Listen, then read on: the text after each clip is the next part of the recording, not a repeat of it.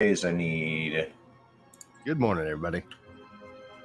this. And then I need the ability to go to the third one.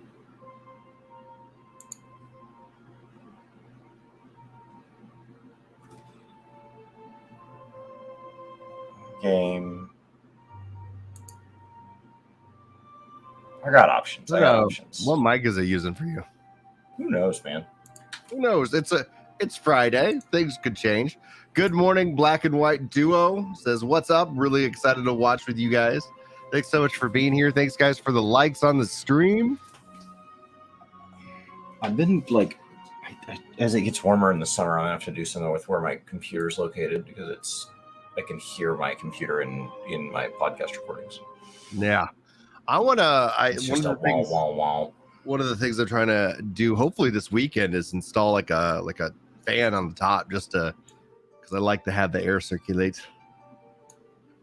Can y'all hear the in-game the stream audio? No, I just hear it sounds like if there's a fan coming on your end. See if I can unmute you to make sure that is in fact you. Yeah, that is in fact you. Okay. Yeah, it's really loud this morning. It's just gotten to the point where like the house is hot all the time. Oh yeah. And we had such a cold April. Like I felt like April was so chilly. Is this live or am I watching a funny intro? Welcome, Game Then Grave. We keep our live stream podcasting pretty chill as we test out the audio and so much more.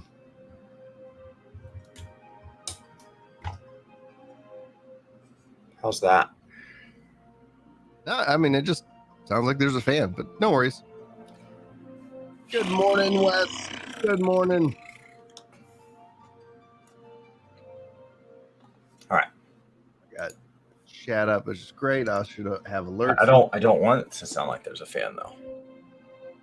Whatever you just did sounds better. Whatever I did now. And then you leaned away and then it came back. So well, it's automatically adjusting mic volume. So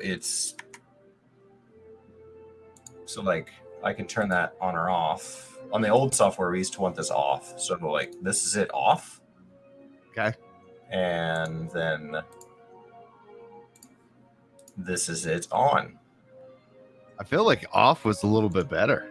That's what we thought about the old setting in whatever we used before this. Are you guys able to also hear the stream as well? I have a couple of different routing things set up, so I'm just generally curious. Can you hear the Final Fantasy music in the background? It actually isn't that bad. It's 5:30 in the morning here for us. I'm doing good, Wes. I'm doing really good, dude. What's up, BB? How you been?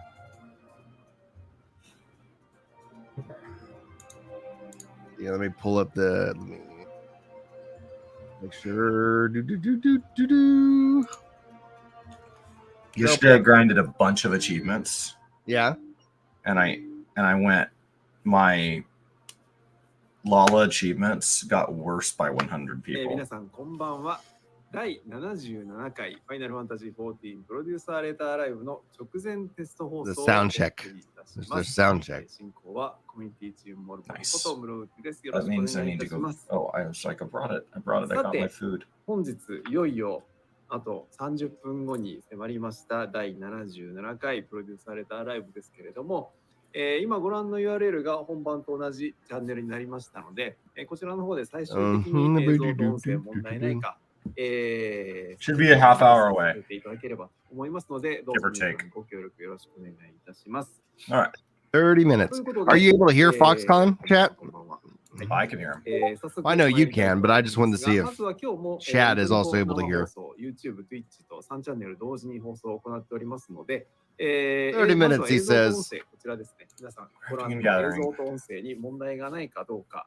映像の乱れがないかどうかとか、あと音声に関してはちゃんと聞こえているか、私の声が BGM に負けていないかなどですね、そのあたり気になることありましたら、皆さん各チャンネルのチャットでお知らせいただければと思います。問題ない場合は問題ないよと言っていただけると助かりますので、よろしくお願いいたします。baby.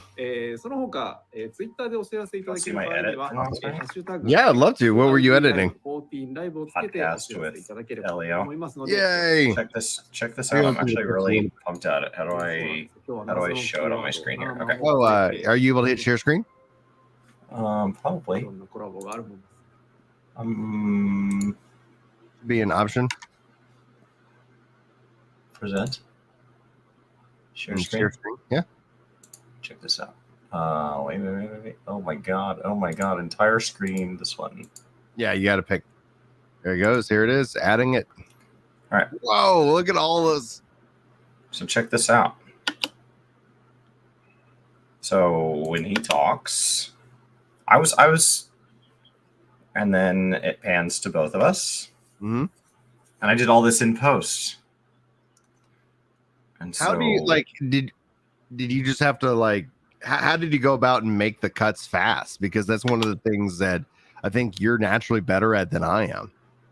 So this was 2 hours and 19 minutes worth of raw footage. So this is the full length version. Yeah. And this is what it looks like. So I have iCam running in the back inside of Final Fantasy XIV. And then I have just a window crop down of Discord. And it just does that for like 2.5 hours. So then I cut that down to the 2 hours and 19 minutes where we actually started talking. And that'll get posted. And then over here, I went through and I basically, his volume and my volume aren't identical. So I can tell when one of us starts talking. And I look for pauses in our talking. So here, I'll show you. I'll be interested to see if you do this as a different. Yeah, I like this. It's always opportunities to learn. I learned from Wes and like, oh man, you know, and then it's interesting because someone's like, how do you do this? And it's like, oh, cool. So I would be looking for the next point to begin. And Toaster Box asks, did I miss anything? No, they're doing the sound check, etc. So the show officially does not kick off for 30 minutes. So you can always accelerate it with L. Yeah. And so you kind of watch in an accelerated pace. All right. So right there, he summed up his point. So you'd cut that. Mm-hmm. And then that would mean that, like, you can imagine that, like, I had finished making my point here and had already had this cut line produced. That all gets deleted. Don't worry about it. And then up to there. And then what I did beyond that is I had like effect controls. I went through and made like a 300 maybe. Okay. Right. Wherever their position is. Right. And so so this was him talking. And then imagine that I wanted him to keep talking, but I didn't care about anything right there. Right. Because I've scrubbed it. Yeah. Well, the problem is if I jump cut, it's not going to look good. But here, that looks like a camera angle change. Yeah. And then imagine I want to go grab him talking right here. Yeah. Right. So it's him talking, and it's him talking, and it's him talking. Now, to make sure I'm keeping track of which camera angles I'm using, I just drag it to a different video line. Here I press Control-C, which copies all of its settings. Then I press Control-V with the other one selected. To paste the previous attributes minus any adjustments to volume, because volume I treat as a separate line. And that automatically brings me back to that exact same zoom point. You want to learn something cool? So that's how I did it for this. And that's just Control-C, Control-Alt-V, Control-Z, Control-Alt-V. So when you go click one of those clips that of this angle right here, right? The one that you're on, for example, click on that. Go up to the motion. I think you can right click and you can say save as preset. And then you can have a whole set. You can say Chris angle, wide angle, guest angle. And so you could actually save those things and literally, like, yes, you're control seeing, controlling being, but imagine the next podcast, you could literally just drag and drop, or you're like, what was that? I don't want to go open up that old podcast. It was filmed exactly the same way. And you can even apply animation to that as well. So you can have these various different presets that are saved based off of your edit effects, which is something I've been playing around with, which is very helpful. So when you see this, like there is all the ones that look like Elio. Yeah. The middle ones all look like me. And then the bottom ones look at both of us. And it's not always like me, middle, him, middle, but that's the typical. And then occasionally it'll be like here where he's talking and then direct into me talking. And then anywhere that we're both talking, we have this nice big clean shot. So looks like Yoshi P's been grinding on Legend of Zelda. I'm gonna add this back to stream just so for everybody who's wondering what's happening over here. Oh, that's what I got. That'll go. I wanted it up yesterday, and then I realized, like, as yesterday dragged on, I was like, I don't want it up against the live letter summary, just from an algorithmic standpoint. Like, it's a podcast, it's not urgent, so I'll run it this weekend, and give today's summary a little bit of space. Mm-hmm. And the goal is to have them all up every Thursday from now on. So this is the episode 0, and so then I'll try to get episode 1 done so that it's up Thursday morning. It's hard. It doesn't seem to want to be steered while the other thing's up. Black and White Duo says, can you see YouTube comments? Yes, we can see both our Twitch and our YouTube comments, and I'm able to highlight both of them. So if you guys have a point that you want made, if you want something highlighted, sound off in the comments and in the live chat, etc. We'll toss it up on screen. We'll discuss it, etc. If you're watching this as a VOD, I'll have this all chaptered out for y'all. So, yay. So that was it. That's awesome, dude. Yeah, and so like a lot of it is like be really rough with your first cut. Mm-hmm. So like when I watched Chris edit once, or when he watched me edit, he said, you're a lot faster than me. And it's like, well, I have 2 hours and 20 minutes to get to. As soon as you have a soundbite that kind of sums up that section, don't try to worry about if that's the perfect soundbite. Just cut. Just cut. So first cut got it from 2 hours and 19 minutes in like, I'd say in about 40 minutes of cutting. I already had that down to like 35 minutes, probably maybe in 30 or 40 minutes. So I was watching it through really fast and I scrubbed it down to like 35 minutes. And then I went through and I adjusted all the audio levels and I went second by second and I adjusted all my shots. And that took like another 30 or 40 minutes. And that actually pulled some sections off and like gapped some things. So that means that total, I think it was like 2 hours, 2.5 hours. But like normally I'm not working with 2.5 hours of footage. Right. Like step 1, don't have that much raw footage. Like that made that take way longer. Normally I'm dealing with like 40 minutes of footage to try to get 15. And that cuts that time way down. You're talking about sub-hour for the whole thing. So you put away the Legend of Zelda Switch. So $400,000. What sold? Does he have he has the special Switch? That's what Chas saying. My in-laws got, my sister-in-law. Oh, nice. She's a huge Zelda fan. From what I could tell, it looked like we had the white Joy-Cons, but maybe I wasn't paying super attention. Her husband's the one that has been like kind of guiding me on anything I need to know about cycling.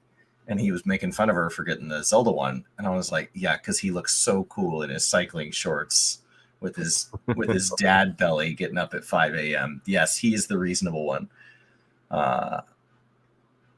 It's like, I like both of you, and you're both nerds. You're just different nerds. So she's really pumped. Yeah, she got all the collector's edition, everything.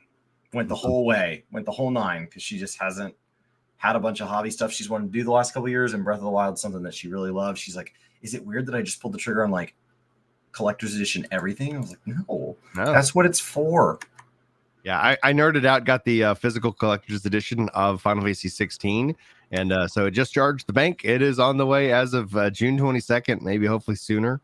And so I'm looking forward to that. But that comes with the Phoenix statue and like all these like the map and things like that. So I'll be able to toss some cool stuff up on the wall. And that's what Yoshi P is talking about right now. They're talking about him going on the Final Fantasy 16 media tour. So that was a pretty epic moment. They flew some people out to London. I think Mr. Happy got to go out to London. I think also they did it in LA, which he's out there. So interesting that, you know, I guess they were just inviting different people in different phases. Is today the Diablo 4 slam? Is that what it is? Today, the 6th? Yeah, it's got to be the. Let me know, sorry. Yeah, It launches on the 6th. It's the It's the slam, but the early access kicks off on June 1st. Okay. Thinking about doing it. I haven't spent the money yet, but I was thinking about pre-ordering.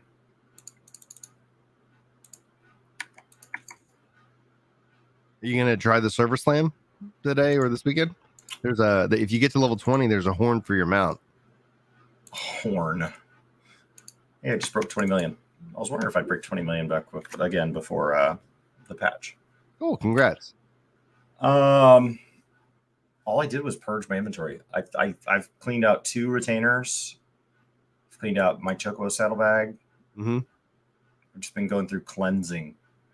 Maybe. I don't know. I hope that their servers get slammed the way they want, but I don't know if I'll play it enough to get to 20. Yeah, I don't think I'd have the bandwidth to get to 20. I played Sorcerer the first time, so I'd want to play something different. So it's just beating the world boss to get the reward. So you need other people to get to 20, and you just need to go, I guess, hit it a couple times and hope they win. Oh, I just use my existing 20, or I have to get a fresh 20? I think it's a fresh 20. Let me know, Chad. Because I was like, I am not. That's a different ball game. If it's That's just a whole different ball game, man. I was like, I thought they deleted my 20. I know it does not carry over into the core game, which I do not disagree with.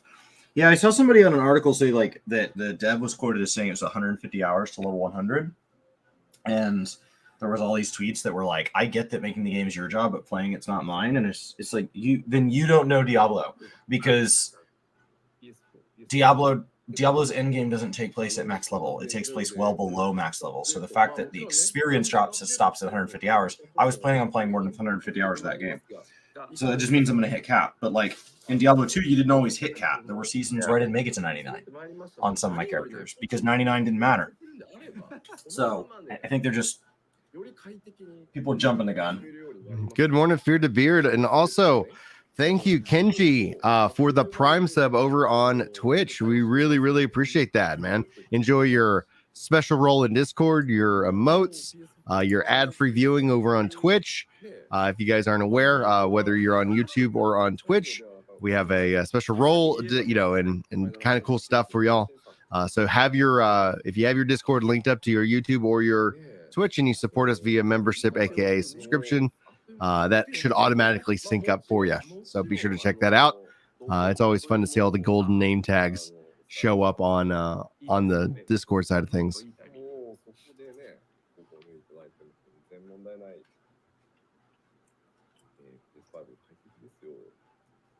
Man, I'm really looking forward to Final Fantasy 16, dude. I am really looking forward to that. Me and the kids have been playing the Final Fantasy Pixel remasters, and so we're almost done with Final Fantasy 1, and oh my gosh, dude, it's so freaking good. All right. Got some blueberries. Got a boiled egg. Oh, nice.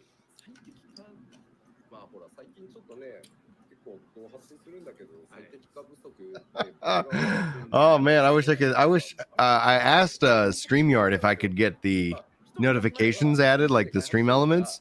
So we're still not there yet, but Real Kitty Hawk gifting out 5 tier 1 subs. Thank you so much. Hopefully all 5 of you are here with us today, so that way you can enjoy ad-free viewing, you can enjoy all that. And if you don't, and then hopefully I don't have to keep telling you all about the role in Discord. Thank you so much, Wes, for that freaking support, dude. Thanks for being at both places, man. He's on YouTube and on Twitch. You can watch us in both places. So, all まずは PS5 right. 的にご検討いただき Here we go. Cheetos. Good morning, Sky Knight. すごい不安なんだけど、どういうこと Need to go to おすすめに出てるだけじゃない La Nocia. I did see that video pop up my feed, Chili. I added it to my watch later. Yes, I've been excited to see your all white mage, run of Final Fantasy 1. 多分そうね。おすすめに出てる。おすすめに出てるだけでしょ。多分はい、怖い怖い。なんかもう出てきたとびっくりした。 Even Red Bull videos in Super last Boss. night. I felt like a rabbit hole watching Red. You're kind of breaking up on, audio wise for me, Chris. I don't know if, That might have been blueberries. well, I was going to ask if on the Twitch side of things, does Chris sound okay? It's how I normally have it set right here. But then I think that I'm pretty sure if I have it set here that my fan is worse. It's not about your fan now. It's like your audio is dropping in and out. 今日はこの後第77回 FF14 プロデューサー Maybe I have too many things ラ open イブがあと in my browser. 12、3分後です。 My fan is not happy. 今日もあれこれ見どころございますね。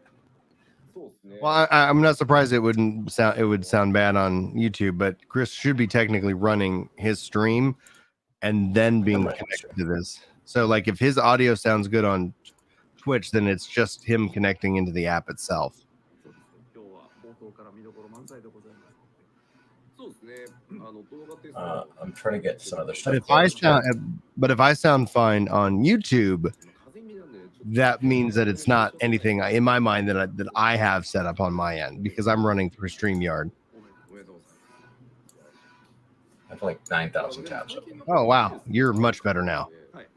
大体お仕事の話が一段落したあたりで。 God, my poor computer stand is just so unhappy. Oh What's yeah, wrong, buddy? whatever you did, fix the problem. Like your audio's back.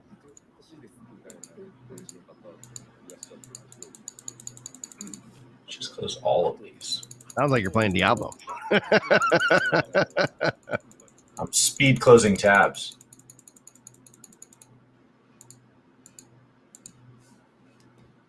All right. シンプルな疑問なんですけど、体調不良の時とか、吉田とかノルウェー Great success. Huzzah! Yeah, the goal should be to get my 何をもって体調不良というか、 computer into a better 先に簡単なんで location so that it can be loud for the summer. Okay. そうなんですよね。 Just need to move it so that its fan is aimed somewhere else. 眠いと It can be loud, it just 体 can't 調不良じゃない be loud here. 体調不良って言葉ってさ、なんかおかしくない I can still hear them. But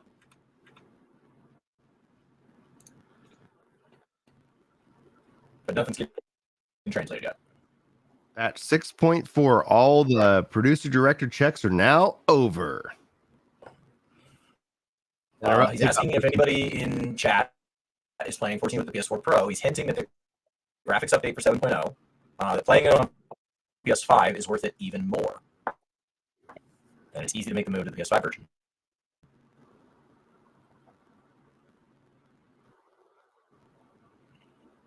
So. Yeah, their migration to the PS5 has been phenomenal. From PS3 to PS4, it was a little bit of an oddity because you had to like, hey, I'm not going to have my PS3 license anymore. But PS4 to PS5, it's like, yeah, you're good. There is just the one license. Yeah, audio just started messing up again for Chris. Lucky. I didn't change anything. I know.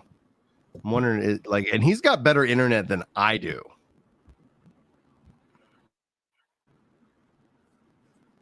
Yeah, I didn't change anything.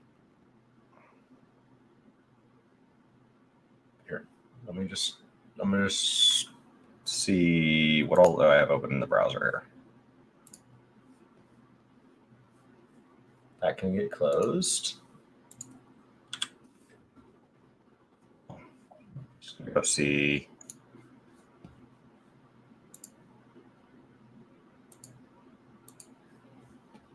going to close everything in the browser. Everything in the browser. Everything must go. Yeah, I think Edge likes to use stuff. Oh, yeah, well, that makes sense.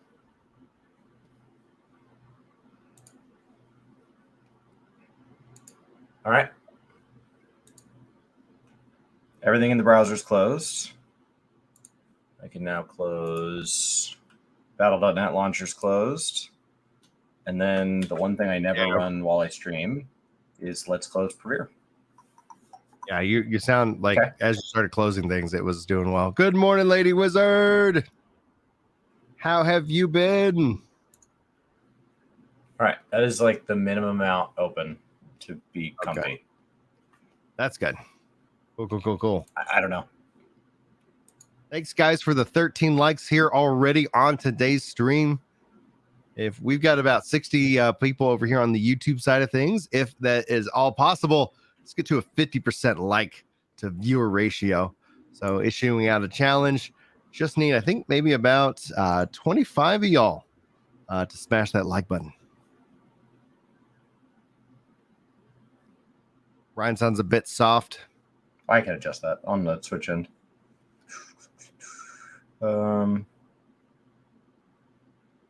Davey, in the description, you'll see the link to the Discord that the Final Fantasy community does the live translation. So we cover the live translations, and we also provide our, history covering the game, etc., with you guys. So it ends up not necessarily being like, it ends up being kind of a long form discussion podcast where we break in with, and Yoshi P has said the following, ba-ba-da-ba-ba-da-ba-da-ba.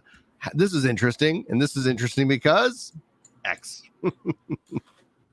So that's all their sound check stuff. They've been talking about Legend of Zelda, Final Fantasy 16's media tour, and so much more.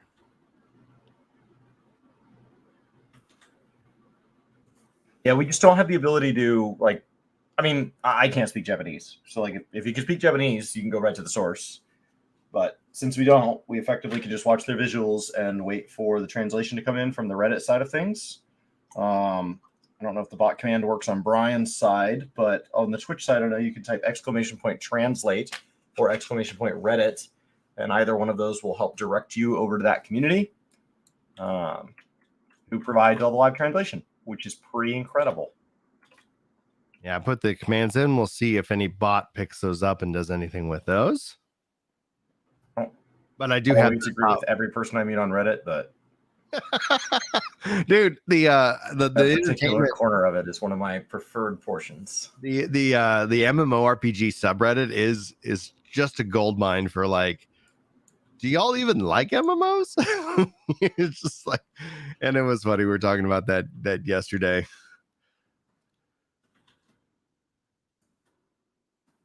Because one of my videos got like summarized over there, which was kind of fun. I was like, all right. Somebody was like, hey, check out the Ginger Prime video. Talks about all of these things coming to Throne and Liberty. And I was like, yeah.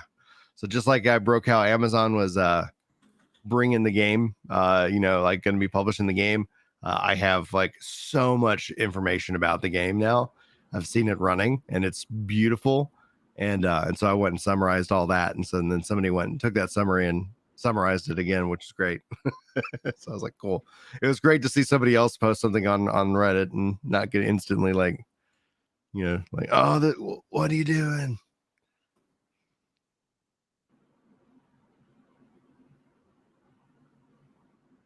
Oh man, Wes is doing the count up.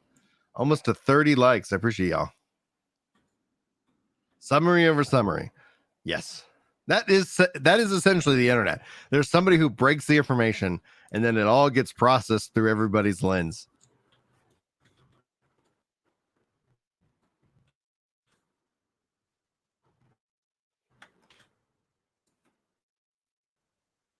I mean, so we're all doing all the time. So why is it starting to do that? Mess you up again? You were just fine for so long.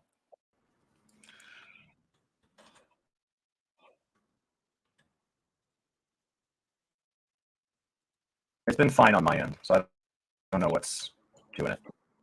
I wonder, it's got to be something with StreamYard and like your connection to it or something.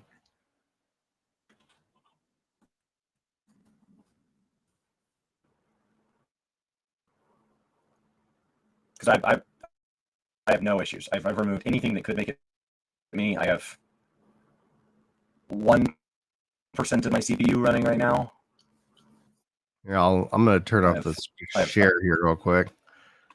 See if that helps at all. Nothing. Nope. Special. You go to settings here, audio, and I'm going to just do system. All right, let's see if that's any better. Good morning, Mike.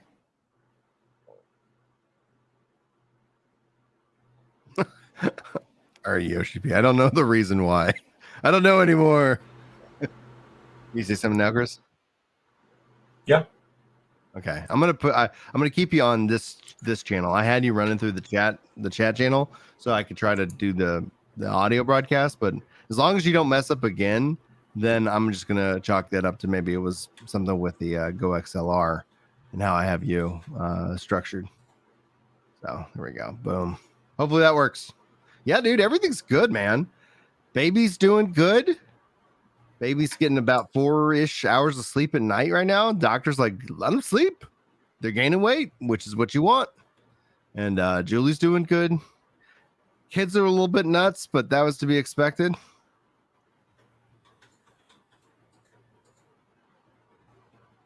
And then I had to work late last night, and so I was like, all right, it was kind of a quick turnaround. Like, all right, I got to go to sleep because I got to get up. And yeah, I have 6 kids, so we're work to game, and I'm breed to game, and that's like, you know, him and his wife enjoy vacations to game.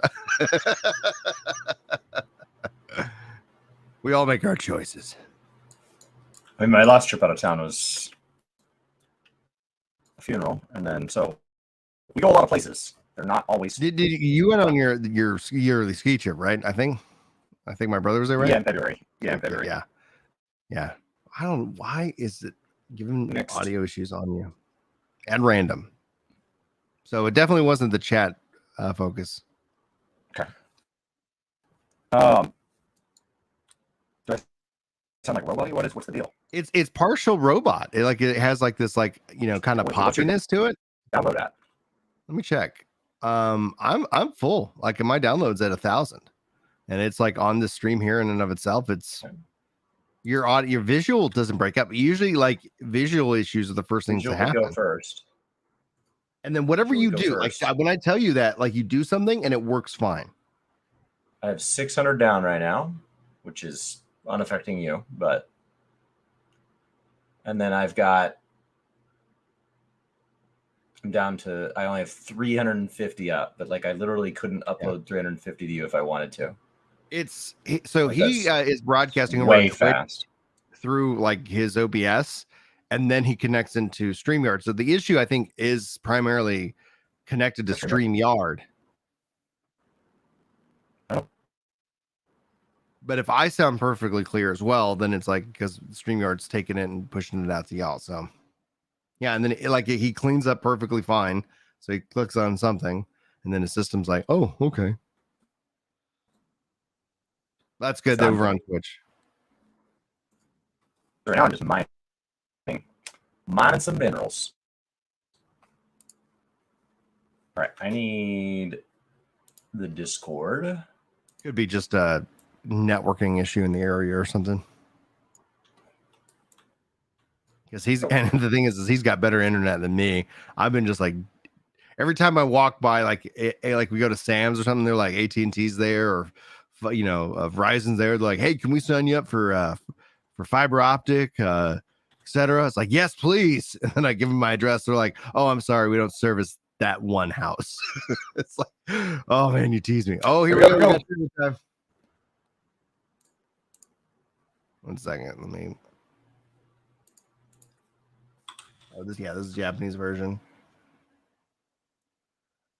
I had to stop the audio for y'all, so hopefully y'all have the audio up on yours.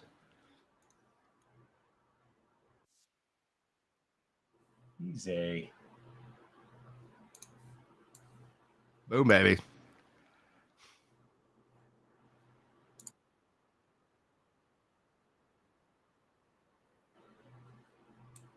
Oh, they're bringing back the near animation. That's nice.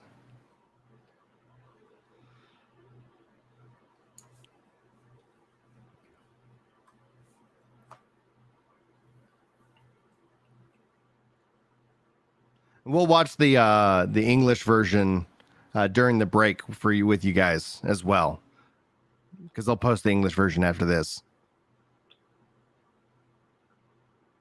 Looks like they're back on the moon. Why did it island sanctuary fishing?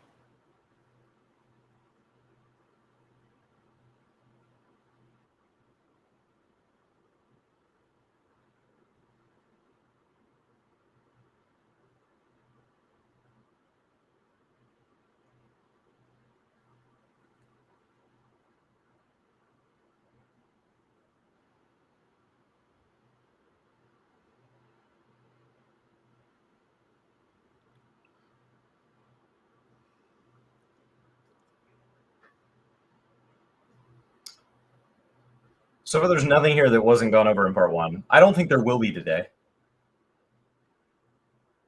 My predictions today would be entirely that all surprises that are huge surprises would be saved for FanFest. Yeah. Yeah, there's a big risk that you see a lot of people complain about 14 on Twitter and Reddit today, just as a heads up.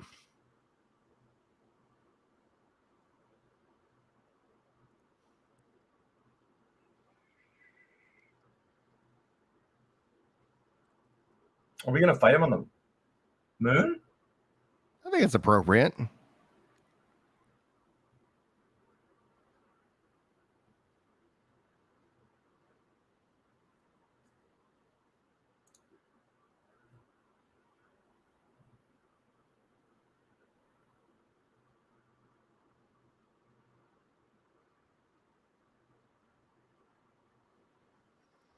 Chili's got some theories. It's a big deal that that mask is used. Yeah. Chili says he thinks they're going to guess they're going to use the residual Zodiark energy to go back to the void, as Zodiark is constant between shards. Cool. That'll be here May 23rd. They haven't given us a patch date yet, but Moogle Tombstone, today's live letter, those all confirm May 23rd. Live letter 1 was a little bit late, so there was a small percentage chance that it's May 30th. Remember that Sabbath will be 1 week after that, so we're either looking at the 30th or whatever that is, the 6th or whatever that math is. So I originally just penciled that in as the 6th to be like for sure that it shouldn't be later than that. Mm-hmm. And that will come in as patch 6.41. Anarchy, thanks for 22 months. I have sub alerts turned off for the duration of the stream so that we don't miss anything else, but I will play them all at the end. We will summarize all of this at the end. I do think there's a pretty good chance that we see some big QVC stuff today. We could see EE3 hit as pre-orders if they intend to distribute those at FanFest. If not, they'll probably hold off. And then my other speculation, since we want to guess about something, I don't think there'll be any surprises since Live Letter 1. So to guess that there's a surprise, I said, you know what they haven't done is they haven't sold us any jewelry in a while. So that's my big prediction today, is that we'll see some sort of jewelry, some sort of watch or necklace or ring or something like that. Some right side real life accessory. That's what we're missing. This is Live Letter 77 for those of you who keep it in count at the home game. Live Letter 78. Let me see if I can see when that is. It is not uncommon for us to have live letters take place at FanFests. So some of the live letter timing, as far as predicting patch 6.5 or 6.55, will get a little bit harder because you don't know if there's going to be, if they're going to adjust it for FanFest. It would not shock me if we end up with a live letter I mean, we could end up with a live letter at every fan fest. So hard to say. Well, there it is, May 23rd, right on time. Yeah, all the checks have been finalized.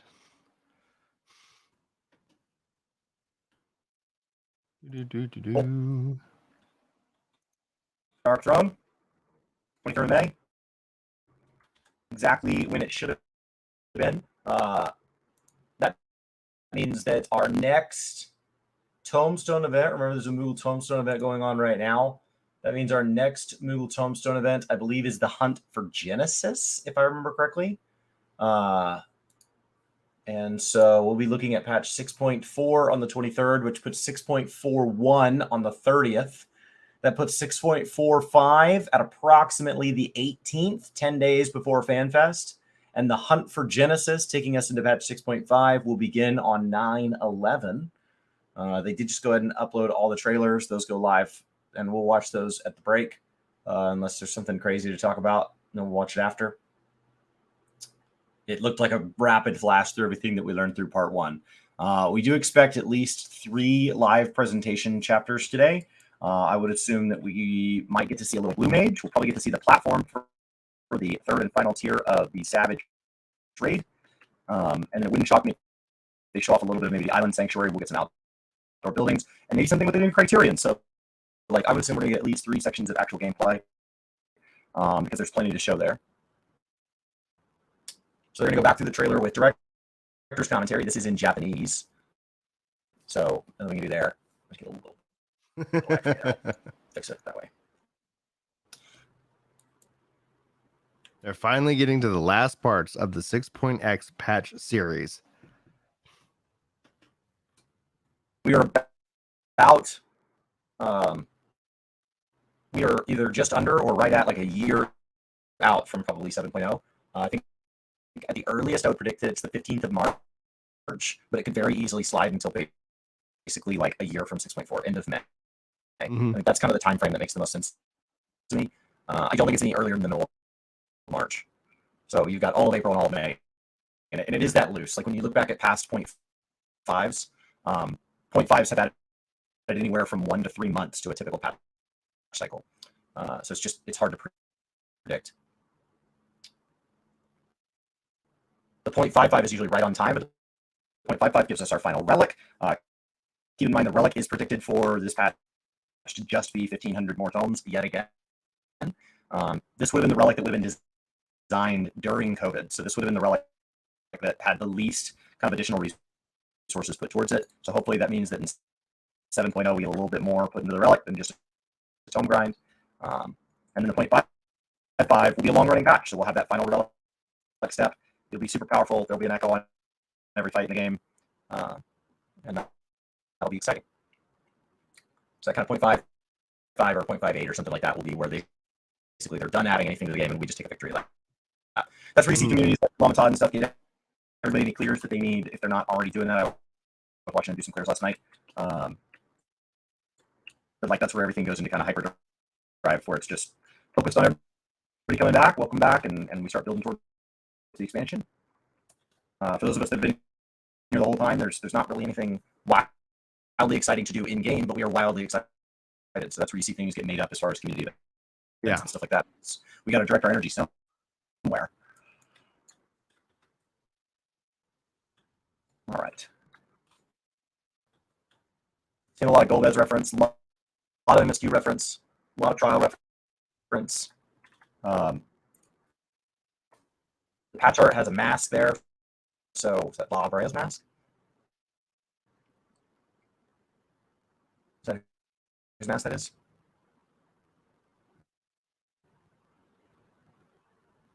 It's been pretty cool to have the trial and the raid be so, and even the alliance raid be so tied into MSQ. And not in a way where it's like, oh, it'll matter later. Like it all feels like it matters right now. And I like that. I like that a lot. Feels really cohesive as an expansion. Mm-hmm.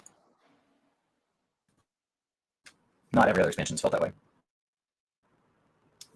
Anyway, you can close the Final Fantasy 14 game and just see if that resolves it consistently. It's La Habrea's mask on the right half side. I can. I really don't think it's me. I think I've done everything at this point. Like, I do believe I'm making fan noise. I do not believe I am causing robot.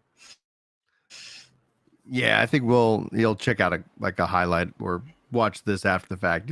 It is weird why it happens. So I don't think it's the game. The game runs so light. I have all my settings turned so far down. It would just be hard to believe it does anything.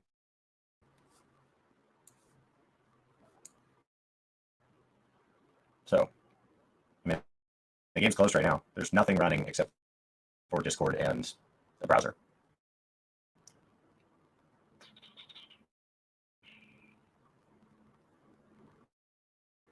I don't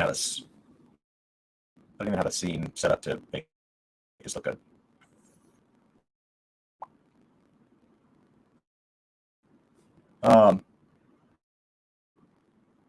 So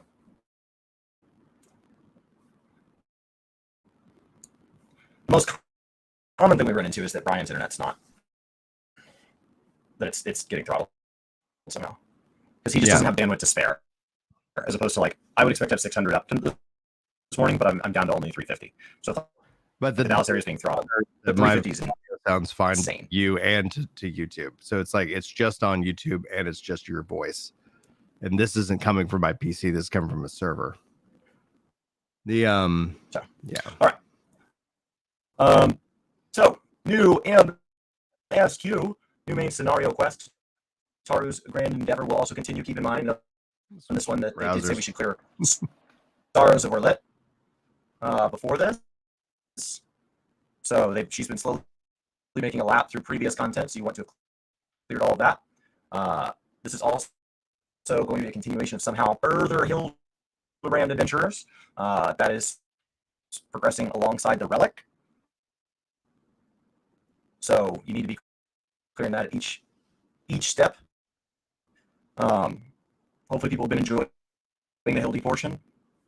It's gotten front and center coverage.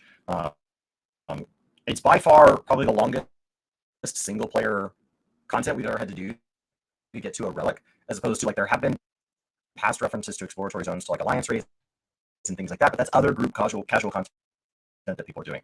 This relic has felt very, very, very solo to me, very, very isolated. And I haven't felt that excited to go ahead and dump tomes into each step, knowing that they're just going to be Poetics next expansion. So Brian just dropped out. I don't know. So maybe Streamlabs have issues. Maybe. Usually Brian's a little bit robot. Like, occasionally his voice drops, something like that. It's usually not me. I don't have any ability to troubleshoot that right now. Every player who already knew the patch date after they saw the announcement for the live letter, I guess it follows a pattern at this point. It does indeed, Yoshi P. As Yoshi P says that every player knows the patch date as soon as they saw the announcement for the live letter. That is because historically the second live letter has been right at 11 days from the patch, and that has been that way for a while. It's just been wildly predictive. Let me go ahead and just move this over to the screen. I'm just going to go full screen all day. There we go. So he is reminding you to do that Sorrow Orlet quest series. That is the Shadowbringers trial series. Orlet is a real place in the world, and you get to go there. That really does exist on the map. It's one of the things I appreciate. I talked about with Elio from Eorzean Archives on the first of our 11-part lore podcast series yesterday. Orlet was actually mentioned by name as far as being something that physically is located in the world. And that takes us through a meaningful story with meaningful people and some big cool fights. Don't want to say much more than that, but you should do it. So we go to a physical place, and I don't know. I like that, as opposed to, like, I get that Omega was not in a physical place. Like I get that we went out and we just kind of like dropped into digital space, but the city associated with it and stuff felt really nice. I thought it was cool. It felt more tactile than, and something about it even felt more physical than Alexander, which is located so when you compare it to some of the raid series, they can feel really abstracted. I thought Eden felt really placed. I felt like it felt like it was somewhere. And so as far as trials and raids, that's not always the case. But the trials and raids in Shadowbringers felt really physical. We'll also be getting our next weapon step. The Dengeki article recently did say that this sounds like it's just 1,500 more stones again. And we'll also be going on with our Splender's tools. If any of you have made your crystalline tools for crafters and gatherers, those will not be this, but they will be cool. So they do have some neat perks on them, which imply some really cool things about what they can do with relics moving forward. Our new dungeon here, the Aether Font, with some lovely bears, and our new trial with Golbez here.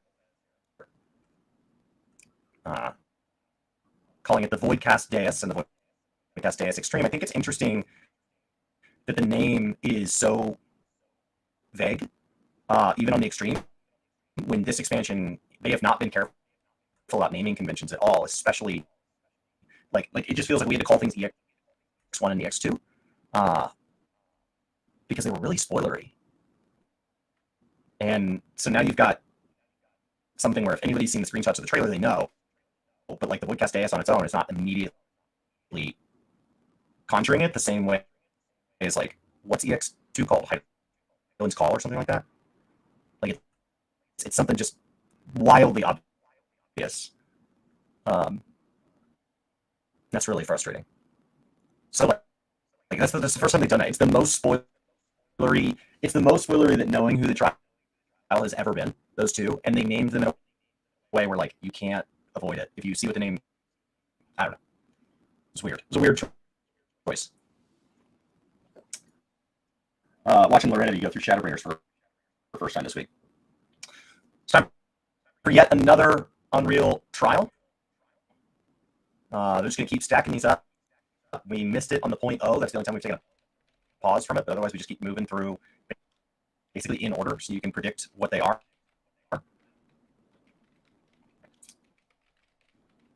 Super cool.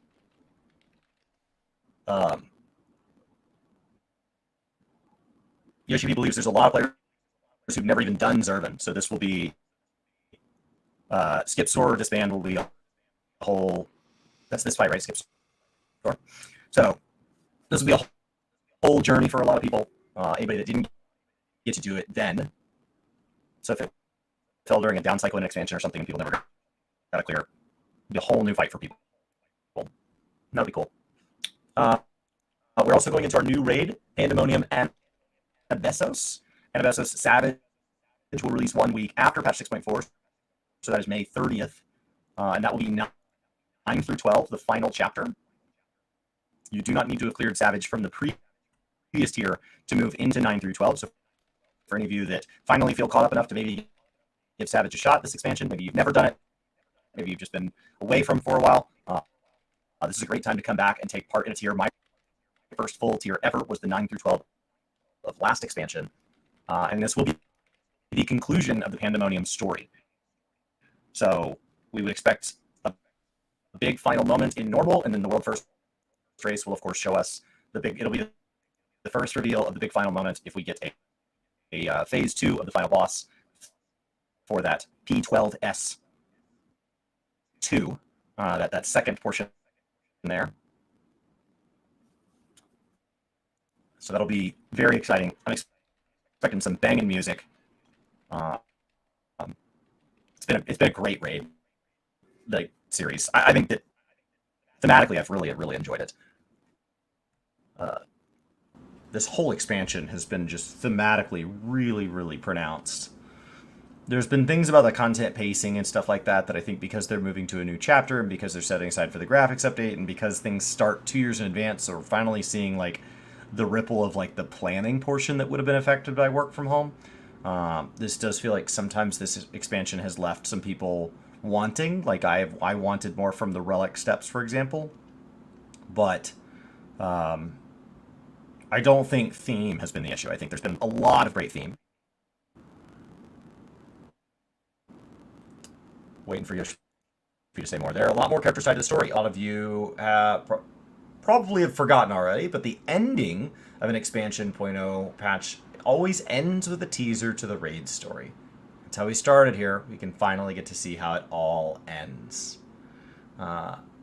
Same as last time, Savage will be released 1 week after normal mode. I'm glad that's been the case. It's 2 weeks after launch on expansions, and it's 1 week after. So if, for example, the expansion ends up being in like a March timeframe, which would be about as early as it could be, in my opinion, you'd be looking at roughly the beginning of April would be our next Savage tier. So you've got a while, so enjoy this one at whatever pace you want. This is our second variant and Criterion dungeon. We do expect a third one with patch 6.55. This is Mount Rokkon, so we are now transitioning over to the Authard side of things. We'll be doing that for fishing raiding as well. The 3 difficulties will be the same as last time, where you'll have normal and Criterion Savage. This is totally independent of the completion of the Sildine subterrane. We believe we're going with a different guide. The previous guide was our lovely little friend from Thanalan, and she carried us through that, and then we believe that this looks like it's going to be Gosetsu. So that'll be neat for people to go through. I think the big question in the room is, will they change anything with the reward structure? The reward structure from normal exploring it was great. The reward structure from Criterion was fine, I guess. But the reward structure from Criterion Savage was really not worth doing for a lot of people. And it was intrinsic value only. So I think if these, this expansion where they kind of fall on whatever patches they fall on, it is what it is. But next expansion, I'd love to see Criterion fall on odd-numbered patches so that it could have Savage level drops come out of it, and it wouldn't be something that Savage Raiders were expected to do, because it would be falling at the same time that we have like Alliance Raid drops and stuff anyway. This will also be the duty supports for the base MSQ dungeons of Stormblood. That is patch 4.0. So that includes your level 61, 63, 65, 67, 69 dungeons, or whatever that math is. So we will expect the second half of Stormblood dungeons, all of the Point X main MSQ dungeons. The remaining half of Stormblood's dungeons will be supported in patch 0.5, and that'll complete the loop, because in patch 5.0 we added trust support to mainline MSQ. Next expansion, they have expressed interest in exploring maybe going back and adding support for the 8-man trials that are required for MSQ, and maybe even Crystal Tower. At that point, you would be able to be a brand new player and complete in single-player mode everything tied to MSQ. And we already know they know how to do 8-man trust support. So, like, they've done a lot to the system this time around. When they added the trust system in Shadowbringers, Brian and I had a chance to interview Yoshi P in person. And when one of our questions was, before the expansion came out, hey, is there any chance of this being backwards compatible? And he explicitly told us, no, that is impossible. It's too expensive. The content has to be designed with it in mind. However, that does not mean that he lied to us. That means that it changed. They drastically reworked that tool to make it easier so that a wider range of devs could work on it, and they could work on it much faster. And they have since gone back and taken that trust system and built the duty support system as the next iteration, and they have brought support to a ton of stuff. For now, it's MSQ 4-man content only, but it could expand from there. Very, very, very exciting. He said, while you're at it, this is a great chance to go back and play the whole thing with New Game Plus if you'd like to. They will try to get to the rest of 4.x dungeons supported in the next patch. Emphasis on try, but that was true. That was what they said in the original roadmap, not February of 2023, February of 2022. So it was promised a while back. Jordan, thank you so much for the support. And Cerule, thanks for sharing Prime with us with 11 months over here on the Twitch side of things. Thank you, guys. Now it's time I believe I have your audio fixed, but we'll see. Okay. I had to go into your settings and change them through admin mode. So we'll see if that holds through. So if you guys start hearing him robot, let me know. Okay. Blue Mage, or job adjustments. So that last slide was job adjustments. They never really go over them in the live letter. Expect that in the patch notes. Same with PvP updates and frontline adjustments. They don't really make a big thing out of that. They used to go over them in part 1 of live letter sometimes, and that caused a bunch of drama. And they're like, well, it'll cause less drama if we tell you a little later, a little closer to the patch, we have some more context. So they started telling us in point 2s. That still caused drama. Now they tell us in patch notes. Everything's a lot better. With patch 6.4, we are going into the next chapter of Blue Mage, moving from level 70 to 80, adding new spells, new gear, another round of gear. Remember, the previous sets of gear can go in your Calamity Salvager if you've lost those.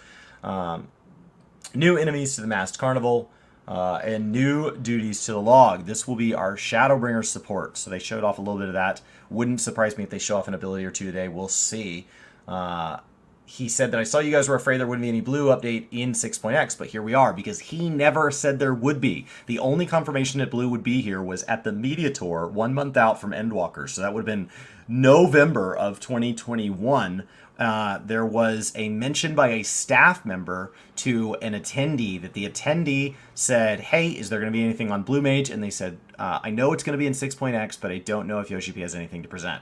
And so it was like hearsay of hearsay of hearsay. So we've been speculating, will there even be Blue Mage this expansion? But actually, when you look at historically when Blue Mage has been added, this is about right. It was a late addition from the get-go. It's a late thing, so this is great.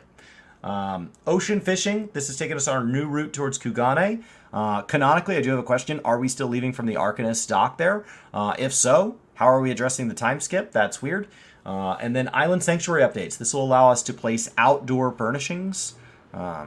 So that'll be a big deal for anybody that does not have access to the housing system.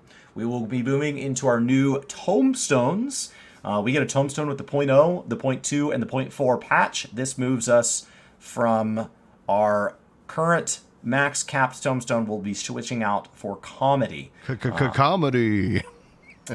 So ideally you are capped on the current one going into comedy. If you're somebody that's chasing world first, ideally you want to be capped on everything going into the patch on the 23rd. But if you're not, no big deal. He said the English name was not to be taken as comedy in the sense that everybody knows. I assume it's old historical. There's been lots and lots of Greek and stuff this expansion, so I would look back at some of that if you're wanting to read into that. Fairy Glamours are now available to scholars. You'll be able to choose from Eos, Selene, or Carbuncle. And the maximum number of gear sets is jumping from 45 in your armory chest up to a full 100. For any of you that have kept extra gear sets around because you maybe keep a Bozja set or you use it to, like, this is something that increases. This is honestly an insane number for the size of the armory chest and the size of kind of our inventory and the number of glamour plates we have. So it kind of tells me that maybe we're slowly starting to see them be able to expand a lot of that. So it wouldn't surprise me if we can see our glamour plate system or glamour dresser get some sort of update as the graphics update comes in and smooths things out. That is not anything they've said. It just feels weird that the gear sets would go to a full 100 without having more glamour plates or a larger armory chest, because that's just a really big number for that. It's 45 now, but it just kind of doubles it. So yeah, more than that. I can't imagine anybody having 45 gear sets, but I'm sure people do.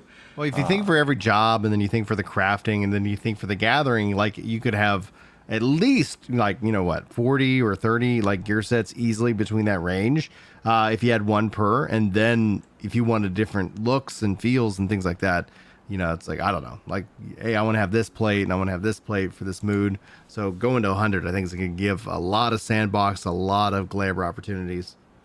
Because even you take that with obviously the glamour plate system, and then you're like, oh, cool. They did decide to just unlock all gear sets unrelated to your level or progress, so that'll just be something there for new players right from the get-go. As far as we've been getting UI updates pretty constantly since 0.3. It's the second half of the expansions when you get all that cool stuff, and so job icons will now be displayed in the chat log or on player nameplates, making it a little easier to kind of see that. I think that'll make that easier to navigate and kind of see who's who. And then we've got the transaction fee for sold items on the market board can now be incorporated into the total price. This is something that I think we've seen this change slowly over the years. People selling things below vendor and stuff when you can sell it from that same menu to the vendor. There's just a lot about the UI of the market board that's just clumsy, but it's outdated and it would be hard to update. WoW didn't update theirs until patch 8.3 when they got to the point where it was literally restricting all of servers. It was bottlenecking things, and it was part of a series of updates where now there are things like logs and ores and stuff are on basically a region-wide, if you could imagine it being like all of Aether shares iron ingots, but they don't share like a Neo-ish Guardian tab. And so and they waited until it bottlenecked, and that's where 14 is. They're just getting to the point where this is what's slowing things down for people. WoW waited until it was literally a data bottleneck.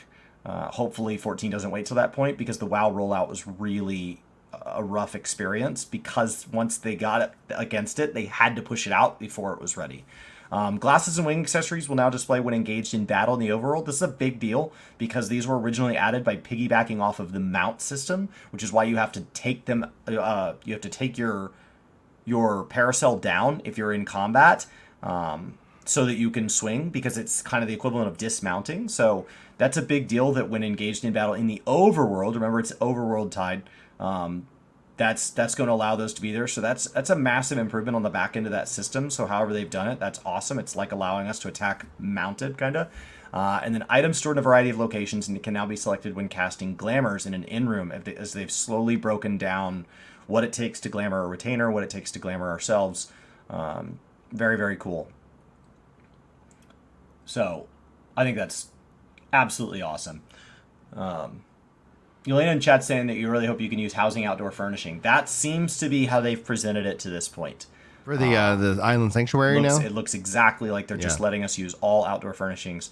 There are some things like the little meat spigot from that spins from the Monster Hunter trial that has an outdoor and indoor version. So it seems like it's two completely different libraries of items. Even if it's the same item, they just have to make two copies. So it looks like anything flagged outdoor, that's what it's presented as. But of course, we'll find out very, very soon. Are Eureka and boss just set for each role? And then ultimates. Yeah, I think that's neat. Where are they storing all of that?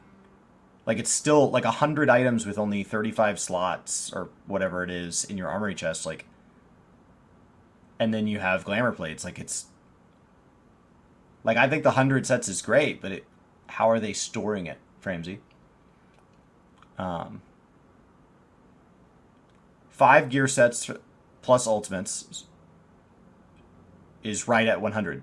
But how can they carry all of that at one time? I understand that we can come up with 100 sets to use. How are we keeping it all on us? I'm assuming that there's still obviously crossover pieces, etc., right? And then within, like, you're going to only have so many weapons, etc. I just would hope that they would also expand the armory side of things. Because right now that means you're keeping things in your inventory. And maybe even your Chocobo saddlebag.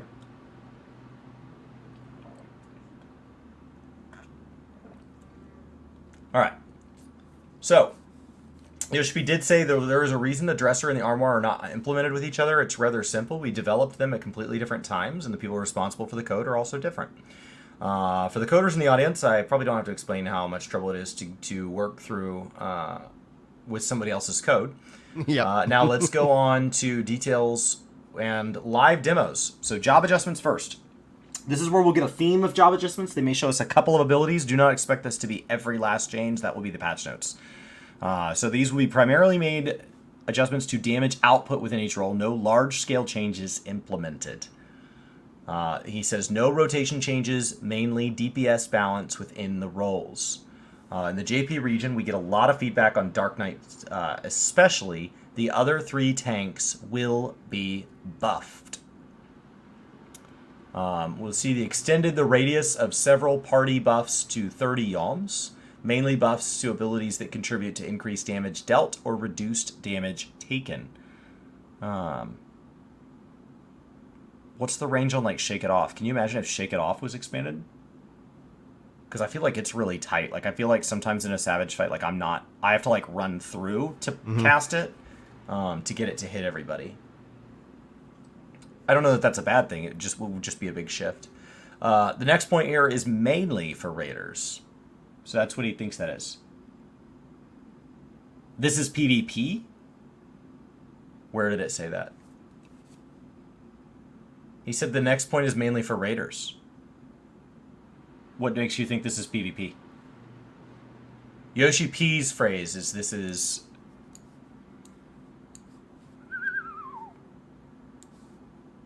So, this is PV. Yeah, it'd be a big shift. Be a big shift. You can reach players that are further away. This does not include things like heal range. It's only about party buffs. So your black mage still has to be close.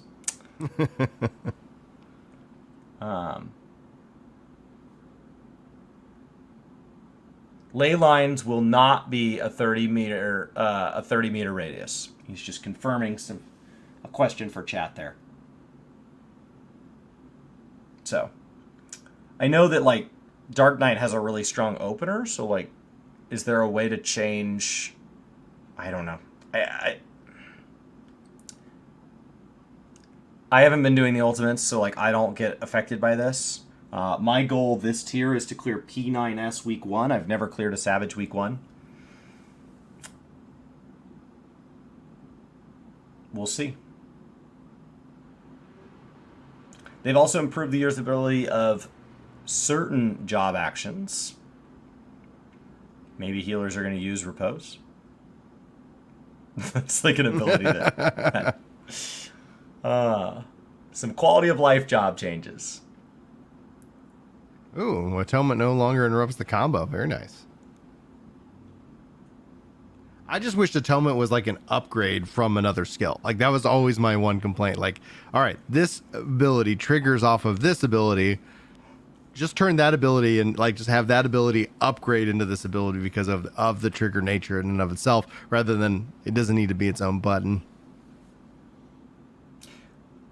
I mean, when we look at balance between jobs, it's pretty narrow in 14 in a lot of cases compared to what other games, when they say a job is broken. 14 is pretty close, and a lot of that is because our jobs are relatively homogenized. Most jobs have kind of a 1, 2, 3 button combo with all they're all kind of the same as other jobs within their role, and then the gear is like identical across jobs within the role, and then we just have a little bit of materia shifting, and the gear is pretty flat. We have basically like kind of 2 sets to choose from ish, and so it's as opposed to something like World of Warcraft or New World where there's a wide variety of ways to gear. 14 players may feel like there's actually, oh my gosh, there's so many choices in gear, but compared to other games, it's not. It's a very flat gear system, which allows them. It keeps the balance really focused. Very, very, very, very simple. Dragoons Jump and high jump will no longer affect the character's position as recognized by the server. In accordance with this change, both actions can now be performed while bound. Oh, wow.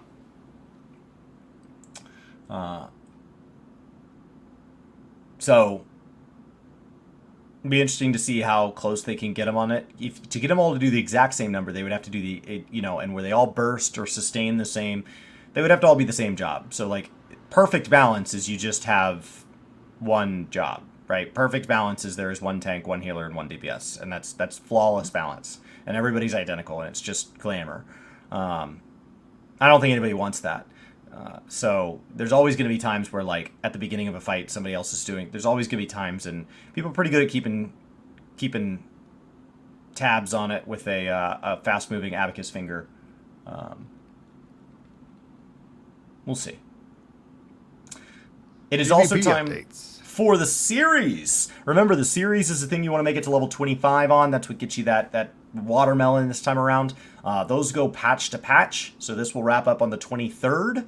And then the season is ranked Crystalline Conflict for any of you that don't jump over to Primal or whatever to take part in casual Crystalline Conflict. You instead chase rankings. That will begin as well. So we get kind of 2 seasons per patch and 1 series per patch cycle. So the series will take us from 6.4 all the way to 6.5. Garo is still going on.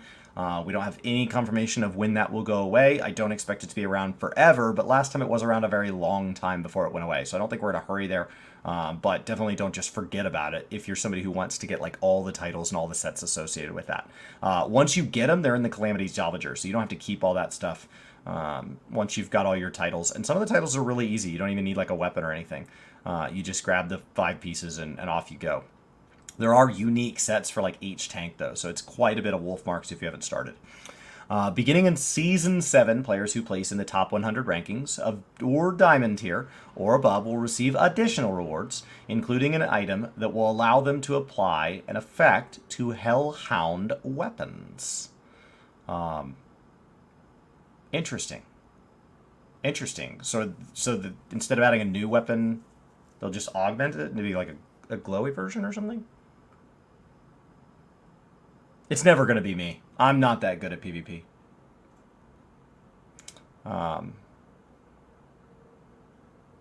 So.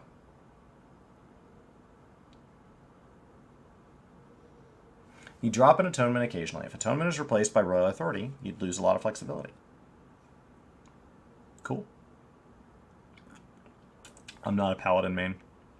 And anytime I end up doing something synced with paladin, I hate it, so I should spend more time at cap. I should spend more time at cap with paladin.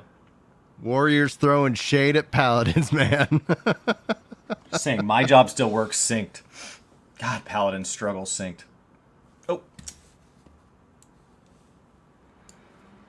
All right. On the Twitch side of things, I'm going to pull this down because I never quite... I get like a weird pixelation there. Chris today, never going to be me. Chris in 3 months. So I got this new weapon. Yeah, I said the big fish. I was like, yeah, maybe one day I'll do the big fish. Now I've caught like 60 of them since the last patch. And some of them are... I've caught kings. I've caught kings! I've really enjoyed that. You caught the potato eater, right? The one from FanFest that we all like. Yeah, built out the description. I don't know. I've caught a bunch of them. I don't know. I don't know which ones I've caught. There's a bunch of rare ones. I'm working through all of ARR because it's a mess for bait. So I'm trying to get those done. All right. So he's showing off the weapon right now.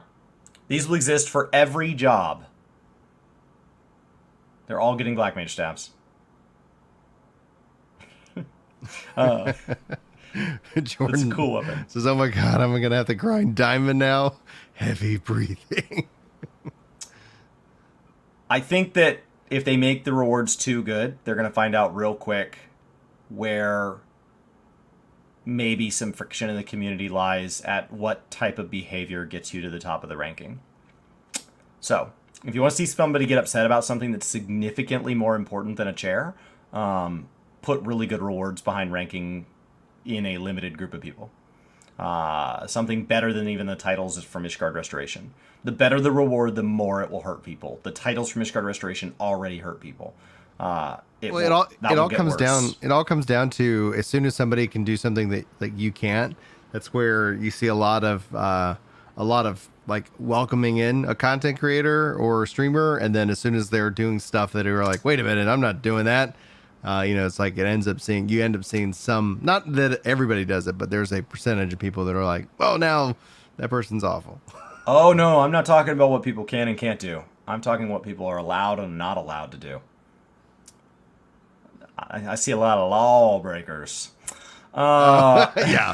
So I watched your thing with that one guy in Rival Wings, just like in that tank, just like sprinting all over, and you're like, that doesn't go that fast. His does. His does. All right. New UI element displaying match time and score in Frontlines. There we go. Finally.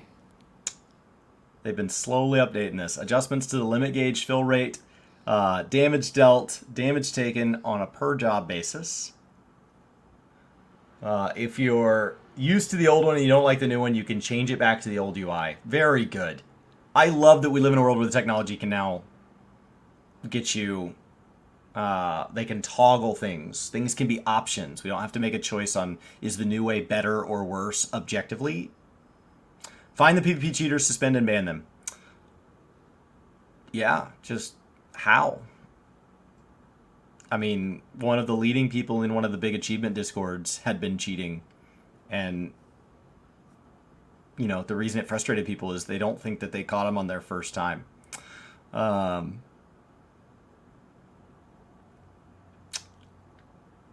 don't know. It's tough. Yoshi says, whenever I talk about PvP, some people in the chat get angry. Please don't be angry. We have so much different content for everyone. Like, for example, the people who are getting those glowing weapons are winning in PvP, and you're losing. He didn't say that last part. I've tip of the hat for Yoshi P saying get good scrub. Like dude, all right, man. He didn't say the last part. He did say, no, I'm not mad, but people in chat are fighting with each other. It's like player against player in there. Once again, didn't say the last part. I think the reward being behind ranking will be good for people getting to report. Yeah, if the goal is to get people to report.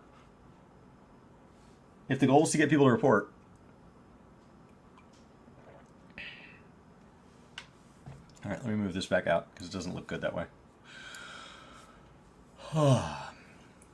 Daily challenge. Frontline will now award series experience. Oh, I didn't. Neat. Keep in mind that daily frontline is a great way to queue in on whatever job you want to level that's above, that has its job stone unlocked. So level 30 or higher. And then you can switch jobs once you're in there. So if you want to power level a job and never play it, so you can have all orange numbers, it's a great way to do it. Very, very cool. Frontline adjustments. The fields of glory, shatter, rules have been adjusted. Changes to terrain and placement of icebound tomeliths. How? Are they going to show us? I hope so, because that would be kind of interesting to see how that works. Now, Patrick says Yoshi P low-key likes to remind us he too came from WoW. I always think of Yoshi P as coming from Ultima Online. Because that's what got him hooked on MMOs, but yeah. We understand the terrain wasn't easy to navigate. To understand better, here's the in-game map. Oh. Way more streamlined. And with the high level and the low level. It's almost boring. Yeah. But that is what that kind of homogenization and balance is. Like when you look at the rise of esports, you saw so many maps become so like, here's part A and we're going to design half of it and then we're just going to flip it for the other half of the map. So and I'm like, oh man, I'm so, if you guys like esports out there, I'm so glad that they're somewhat finally seeing that they're not monetizable, and maybe we'll just get games to focusing on making things ridiculously fun as opposed to like, how can we become the next big esport?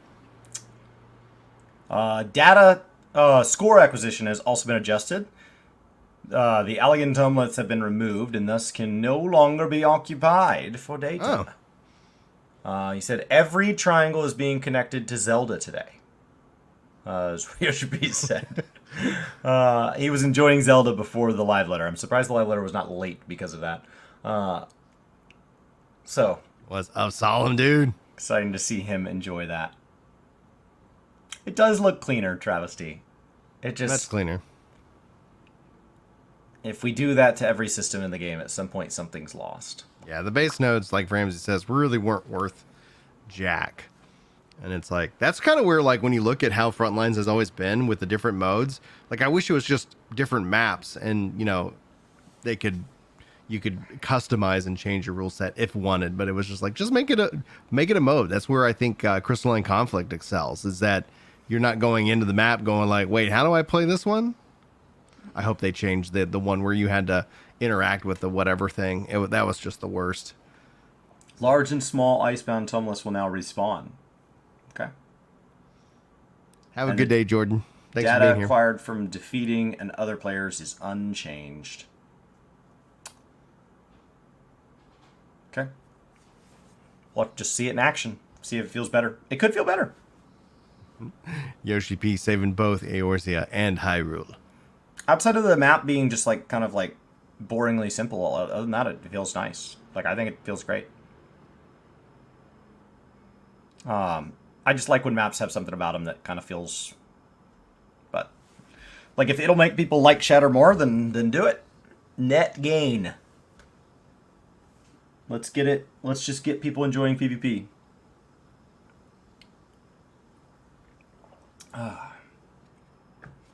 That should be the drive.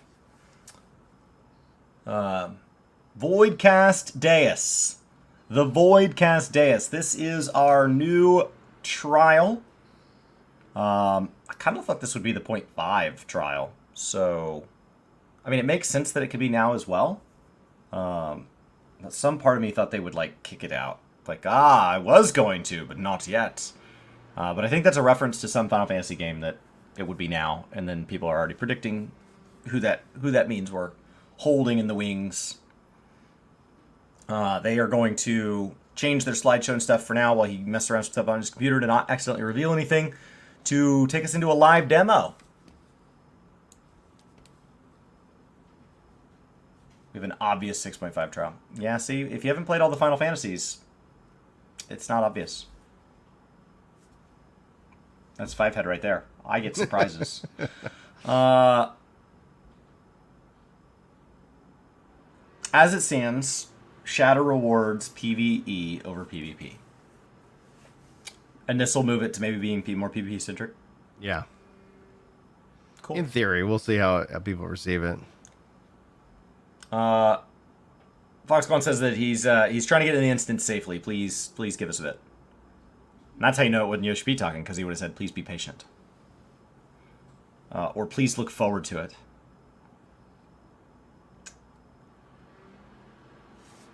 Here we go.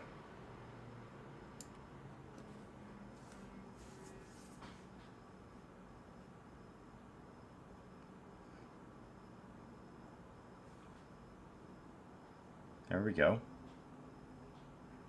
Looks great. I don't know what he was trying to hide. Make sure there's no kind of cutscene beforehand or something. Oh, maybe. Yeah.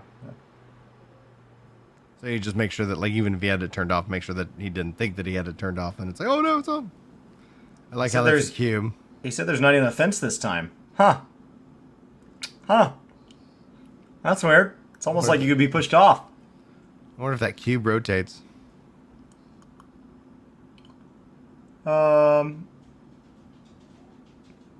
We've had some other squares this expansion, right? Yeah, Cloud's thinking this cube's gonna rotate on us. Imagine it slowly moving, and so you would, like, you know, almost like Mario-esque, where it like turns and you get have that ability to make us jump the edge. Yeah, I mean, as long as you're landed on it, right?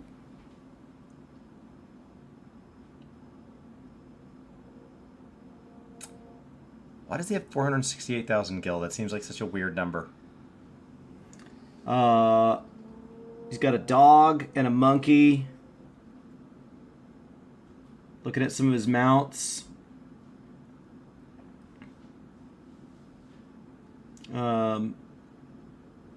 Is the monkey new on the minions?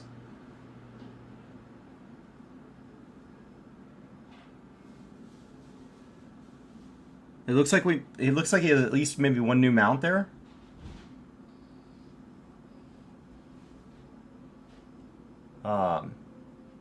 Cool. It's like data mining.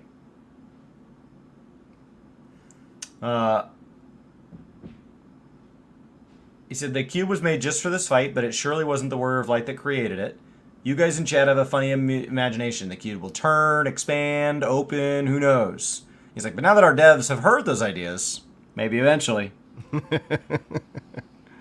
Ian just did that 4 weeks ago in an interview going into patch 10.1, said that there was some stuff that he's like, well, I don't know. You can't always trust data mining and all that. And then 10.1 arrives, and some of those predictions, well, I use the word prediction really loosely. Some of that speculation was turning out to be exactly on point. Cool. Do it.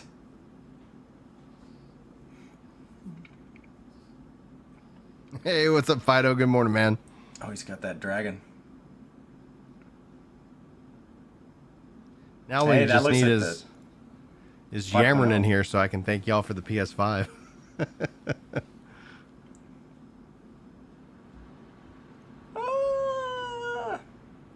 Alex says, cube rotates like the soul's weight of Null and Thal. Some of those mechanics look familiar. I mean, that's the thing about 14, right? Is it's always... They're so good about making something feel familiar but different. Cool. That'll be neat.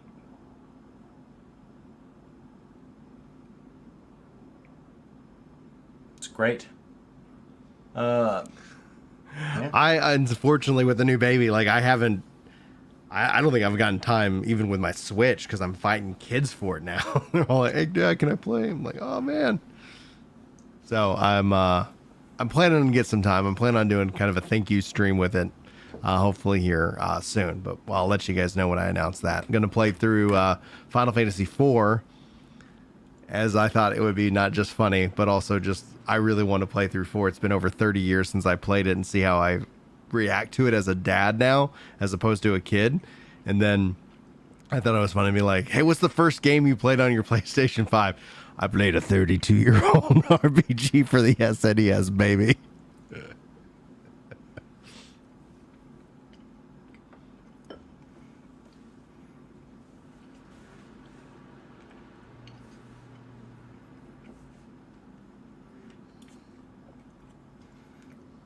He says you're going to see the mechanics one by one, then do them. Instantly be ready to combine them all. I love extremes. I haven't spent enough time with them this expansion. I do like them. The Switch OLED, I really actually like that model. It is one of my favorite versions of the Switch. The Switch Lite's good, though, especially for kids. But the Switch OLED. And then for those who got the Zelda OLED, I hope you guys enjoy that one. That looks pretty cool. That's what my sister-in-law got. She's so pumped. Let's go back and have another math boss. I thought that was so funny. Oh, yeah? Just tell me what it is. I don't know what it is. I can't see your math. Right. Well, just do it for me. I don't know. You're probably going to die. Good luck. Good luck.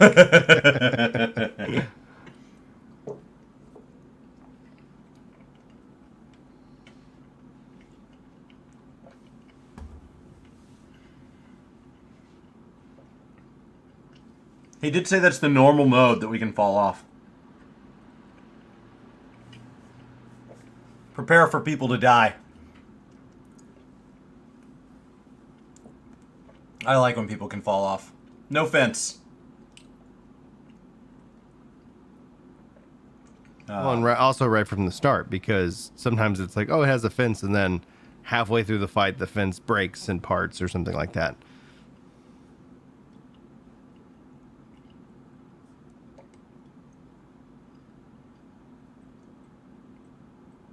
And thank you guys for the 44 likes over here on the YouTube side of things. Appreciate you helping to share out the stream in that awesome way.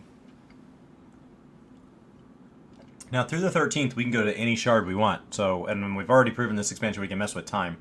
So speculation is already flying.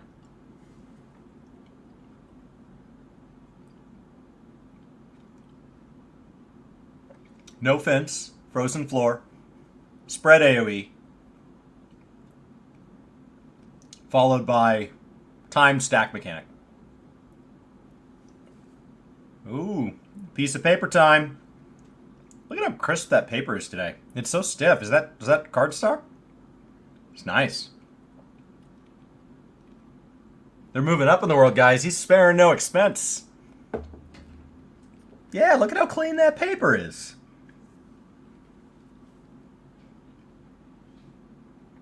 That's awesome.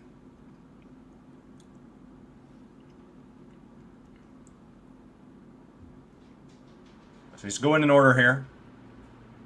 Paladin, Warrior, Dark Knight. Is he going to go through all of them? I don't think he would go through all of them, would he? Has he? We're going to find out. At least like maybe a taste of something for everybody. I guess if he's doing Gunbreaker? the weapons. I mean, all the tanks. He'll probably go through all of them.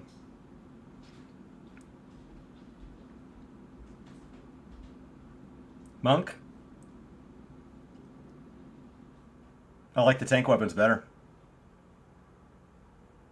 With the Scion summoning at Zodiark's moon hole.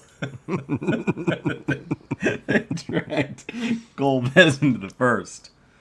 Dragoon.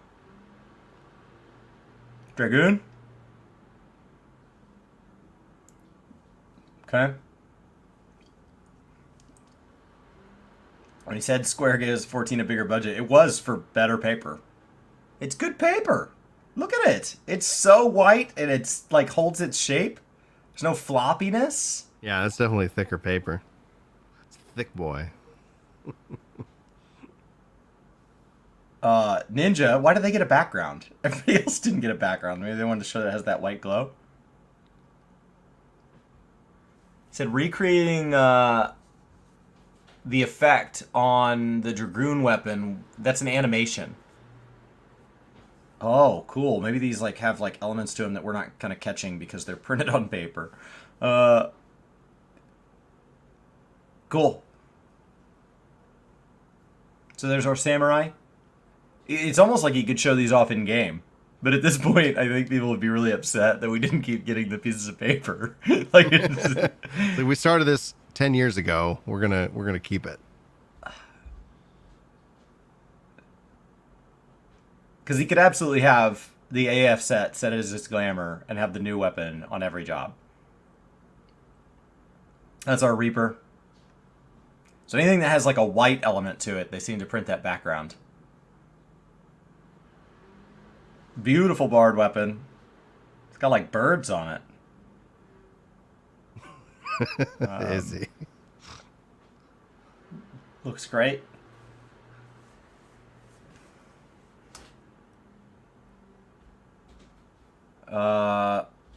Machinist?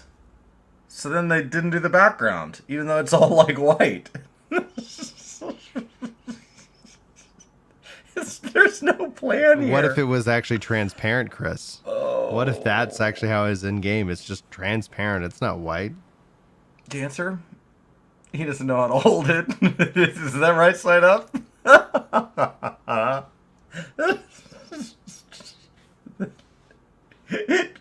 It goes one of these ways. Oh, God, that's funny. He's like, oh, yeah, these are dancer weapons.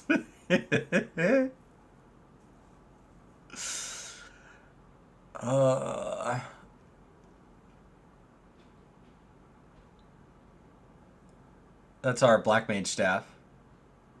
That's awesome. That's awesome. Little glow from it.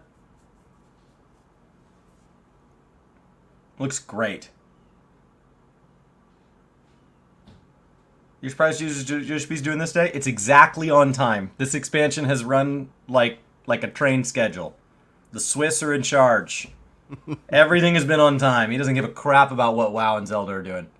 He was playing Zelda before the live letter. It's 11 days before the patch, and the patch is exactly on time. Alright, that's our Summoner book there.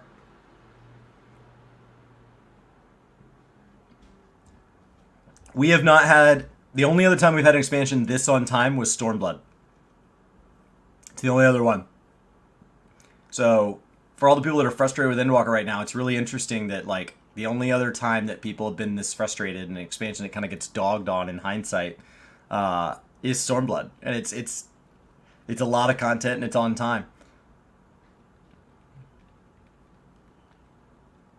Ooh. That's pretty. That's your Red Mage saber there. It's an interesting set. They don't all look like they're following exactly the same theme. It looks like they all had like a prompt submitted and then like went off and designed it on their own. Cool. And then your White Mage staff.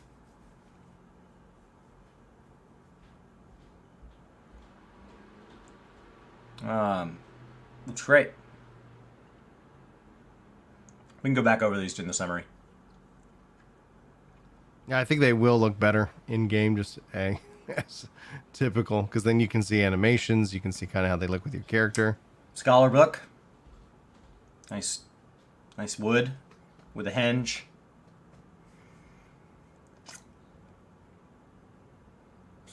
Astrologian next, maybe? Yep.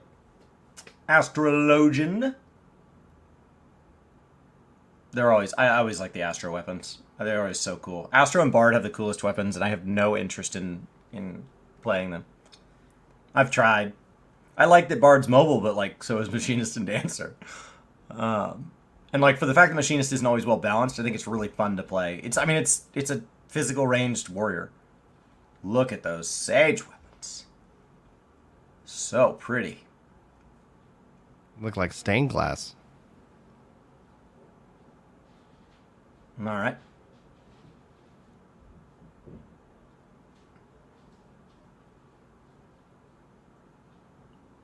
That's all the jobs. And then not do Baldesian Arsenal. What's the umbrella?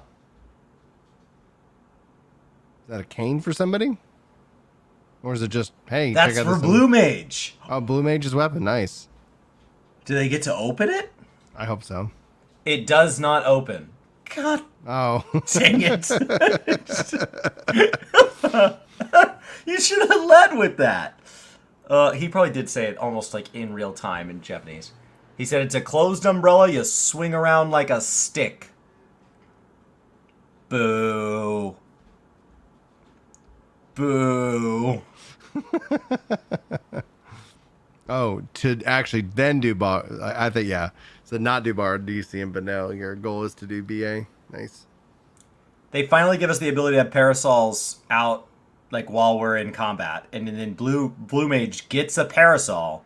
And they're like, not that one. Alright, so now we're going to see full set. And this, I don't know. I can't imagine they do all of them. This is going to be a long live letter if they do. Voxcon says, I think we've never had this many prints. Now, they bought the big box of the nice paper. There's a Dragoon. Okay, so we'll just probably just get one from each roll. They've been all on the 16 love train, so I think Final Fantasy, they're like, let's spend some time, give 14 players what they want. Now, they are confirming that the weapons on this monk here and everything, the weapons are all from the design contest, but the gear is from the dev team. Yeah, and don't expect changes to the relic steps, guys. If it is different, that's great, but based off of, and this was happening, I think, last week, you know, the Twitter and Reddit sphere, everybody was just kind of blowing up on the 1,500 tomes. Why didn't they put a background on that one? They had the solution. Good morning, Philadelphia, Sibley Bliss.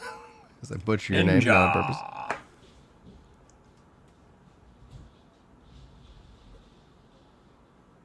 Yeah, Office Max, big discount, bottle of paper. Chris likes a crispy paper. I have cardstock in my office that I use when I wanted to sketch on something. So it's I don't always get to splurge in life, but when I do, there's a good chance it's on paper. Do you think this is the raid gear or the tome gear, Chris? I would assume raid gear. Right? Isn't that what they normally show? I think they normally show tome. Chat's thinking tome. Oh, okay.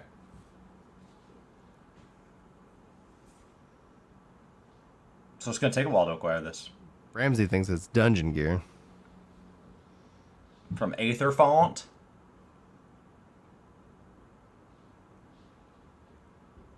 We get a lot of sets. If WoW simplified to this system, they'd probably just release one set for all of it and just recolor it. WoW releases way more pieces to acquire, way less cosmetics, as far as cosmetic diversity goes.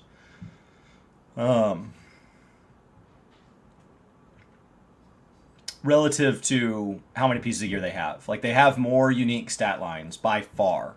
But relative to that, it's not actually that many appearances, as opposed to 14 very rarely reuses appearances to that degree. And a lot of it, I think, has to do with the fact that it's dyeable. Like, you can justify reskins if new colors are new. But in 14, like, as soon as something's made dyeable, re-releasing it feels weird. It happens, but it feels weird. All right. He said, should we start with a live demo? Anybody? He's like, I can't hear you guys. I said, should we start with the live demo? So they're going to prep the demo here. Mix and match, they show both occasionally. Not all those sets were the same. Probably a combination. I did think that we jumped styles quite a bit, so maybe that's what it is. Who knows? Sometimes we do just jump styles. Sometimes I feel like a set's less cohesive than others. The weapons are all over the place, but I guess since it's weapon design contest, that makes sense. If it's tome gear, there'll be Poetics one day. If it's dungeon gear, that means eventually one day they could be at a Moogle Tomes tournament. Just do what they want. One day. One day.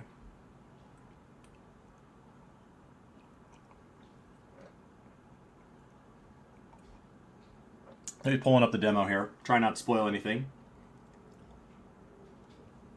Is he going to take us into the P9 platform? It's never wildly revealing, but it's cool. Reminds us it's coming. Guys, this is the least exciting live letter for probably the next 6 to 9 months. Like this one right here. So if you are excited at all this, just know, in my opinion, the live letters only get better from here. Look at this guy. Look at this guy. Cool. Okay, so Framsey says it, but like I don't know the raids well enough to be distinguished, but does this feel big? And it's got marks of rings, so concentric circles, out then in then out. You've got 4 layers of circles. The circles seem to have cards and inner cards lightly labeled. And they're also, it looks like pie divided.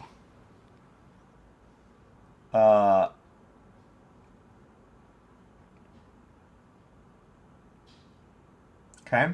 I don't know. I think the NA FanFest might be like really packed in terms of like announcements and things like that. How many more live letters should we expect before 7.0? We will definitely get 2 before 6.5, and it is not uncommon to get one at FanFests. So somewhere between 2 and 5 more traditional live letters, but remember we will also get a media tour roughly 1 month out. There will start to see interviews. There is something weird about FanFest that there's no press passes to the NA FanFest. It doesn't look like they're doing any press pass, so I wonder if they're going to be handling press differently this time around. So we'll get lots more information than just live letters. But at a minimum, we would go into patch 6.5 at live letter 79, and then into the expansion at probably, let's say, 81. So like I would assume we're somewhere in the low 80s. I can go back and look. I don't have it in front of me. That's just off of my feeling. So let me get the live letter in front of me, where I have every live letter documented.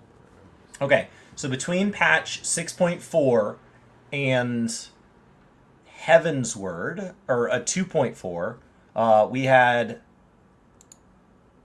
3 live letters going from 2.5 into 3.0. Going into Stormblood, we only had 2 live letters from 0.5 on, so it'd be 4 more, not 5 more. From Stormblood into Shadowbringers, we had 6 live letters total. So we had 2 going into 0.5, and we had 4 going into 0.0. You expect 7.0 sometime between March 2024 and June 2024. That's when you'll see the expansion drop. Okay, so he's pulled.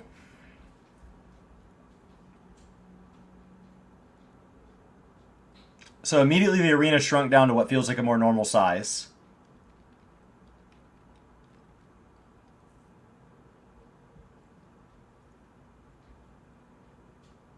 They could push us to only using the outside, so then it's like the tree, right? So like we're where it feels like there's an element of movement. So they could shift us to being normal circle or outside circle. Huh. That guy's fire. I wonder if some people will be ice. Oh, he's hit with ice. It got bigger. And then death wall. He said, was this a new marker? Oh. Yeah, so we'll get 2 live letters between now and 0.5, probably 1 at FanFest as well, so 3 total. And then we'll get probably 2 before 7.0, and then 1 at EU and 1 at JP. So if I had to guess, we could get as many as 7 more. Am I doing that right? No, 5 more. 5 more. Because this is the one for 0.4. 2 for 0.5. 2 for... Yeah. We could see 7 more. So somewhere between 4 and 7 more. So if this is 77, we're somewhere between 81 and whatever that math is, 84 for our last live letter before the patch goes live, and then we'll be in 7.0. And there will be a ton of interviews. Yoshi P, on average, across a 2-year period, gives in excess of like 200 total interactions with the community between Q&As, interviews, media tours, live letters. But 200 across 2 years makes you think, wow, is that like once a week? Once every 3 days? What is that math? And it's no. What'll happen is we'll get them in blitzes. So like the media tour last time, it was somewhere between like 30 and 40 interviews went live on the same day. So like this is, if you think of 14 as a time to be excited and a time for us to have a lot of information and a lot of communication about upcoming and about past decisions and all of that, there's kind of a wet season and a dry season. The wet season is 6.4 to 7.1. It's the 0.4 to the 0.1. And the dry season is 0.1 to 0.4. That's kind of your range. It's basically FanFest through just after expansion launch, because they'll have a post-expansion launch where they go over, there'll be some interviews there or in some Q&As where he'll start to talk about like all the things that went on through development that he couldn't tell you because they were spoilery. So from 0.4 to 0.1, that's kind of your sweet spot. And then other than that, it's just people that want to be in 14. But like even people who just kind of jump in and out of the game, 0.4 to 0.1, that's where all of those people kind of come in and leave. And they just kind of touch and go. So, exciting. So I'll kind of think that through and then see if I can kind of predict that. I've got my spreadsheet up. For those of you that are here on the Twitch side, I've got my spreadsheet up. So here's live letter 77. So if I had to guess, I would say we get 3 live letters here. Live letter 78, 79, and 80, all before 6.5. And then I would guess we get live letters 79 or 81. You should have a live letter on the 82 and 29th 83. of July. So the 28th will be the whole, like, I guess, big reveal, and then they usually have a live letter following the next day. So July 29th. So I don't have dates in yet. Like these dates are all, scrap all the dates, but that's my guess, and it's probably plus or minus. Could be 5, could be 7. Cool. All right. You know, he said you saw a bleed debuff in the normal mode. I don't think Savage will leave it at a bleed debuff. We'll get 4 floors. The 4th floor felt fresh, but I think it might be a little difficult even in normal mode. The floors keep changing too. We'll first have to figure out who this Cocytus even is. Magnus Cocytus is his name, as Chad asked. Oh. My name is Magnus. I can't show you any further than P9, but the arenas and directions the boss go are very different for each floor. I want to talk a little bit about Savage. Savage Raid will be released 1 week after 6.4. This means May 30th. The unlock quest will become available without need for maintenance. No maintenance. Doesn't mean we won't have a 24 going into the 23rd, but there will be no maintenance on the 29th. It will be the same as the previous tier. I'm reading only Yoshi P statements here. Arissa Ray, thanks for sharing Prime over on Twitch. Do appreciate it. Savage Raid reward changes. Xeno just lost his mind. Oh my god. Here we go. Adjustments to treasure coffers awarded in Pandemonium and Abyssos Savage. Oh, Mr. Happy's like, I did not see this coming. This is exciting. If any of you did not listen to the gearing podcast from Frosty over on Mog Talk with Happy and Zeno, it was amazing. Coffers will not reward duplicate armor pieces for the same slot. This only applies to Anabyssos. He mentioned this previously. We're changing some of the loot rules. Here we go. What is it? What is it? Like, that's a big change already. Is there more? Because it has a 1 here. So, does that mean there's a second change?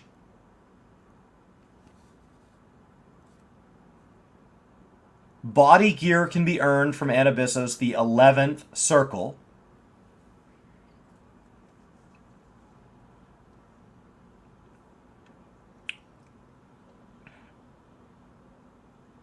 Please tell me they're going to do something different with the rate at which it unlocks.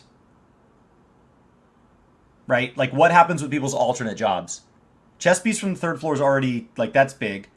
A single treasure coffer will appear at the end of each Pandemonium of Essos Savage encounter. Reward quantity unchanged from previous tiers. Rewards will be reduced if 1 to 4 players have already cleared. There will be no reward if 5 or more have cleared.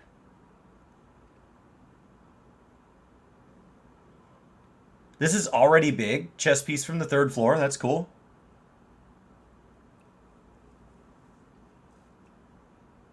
The thing I'm holding for is, will there be anything different about the rate at which we can gear alts? The 0.4 is the one to do it because it doesn't break anything, because this is the set that will take us into 7.0 where it'll all get replaced with quest gear.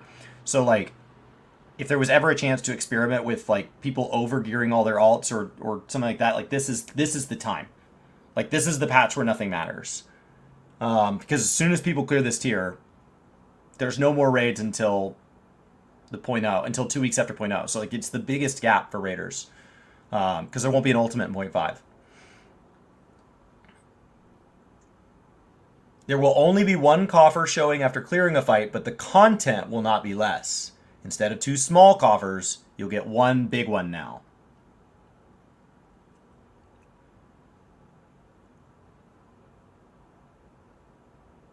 Okay. Here comes 2. Savage reward change. Second part. Anabyssos Mythos exchange.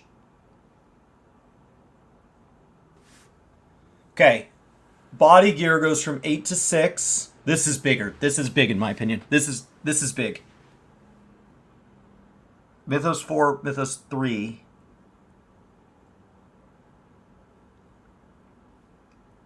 What? Yeah, it's like type. It'll be the same system reduction as it has been, but just 1 coffer. Okay.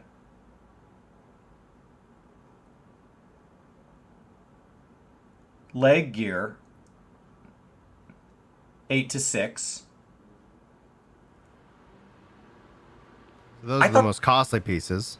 I was hoping they would actually just, in my opinion, like have the first set basically cost kind of what it does, but then have it like drastically discount as you gain more gear.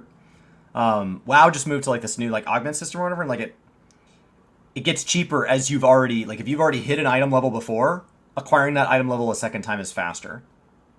Okay, accessories is already 4 to 3, so this is trimming a lot of weeks. Well, yeah, I like the idea of the accelerated once you, like, oh, I've already gotten the body piece on my, tank. Now it's cheaper to get the body piece for the healer, so it's not, but this seems to obviously be an accelerated rate.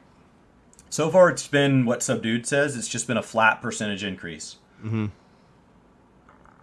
What goes on with the weapon?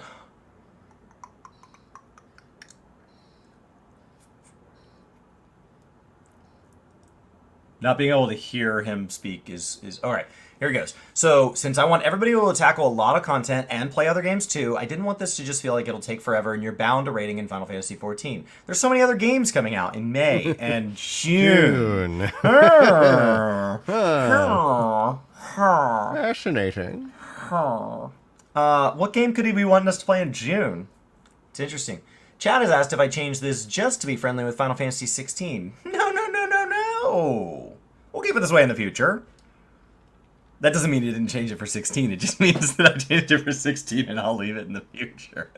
Now this form may be exchanged for myths 1 through 3 at a 1-to-1 rate.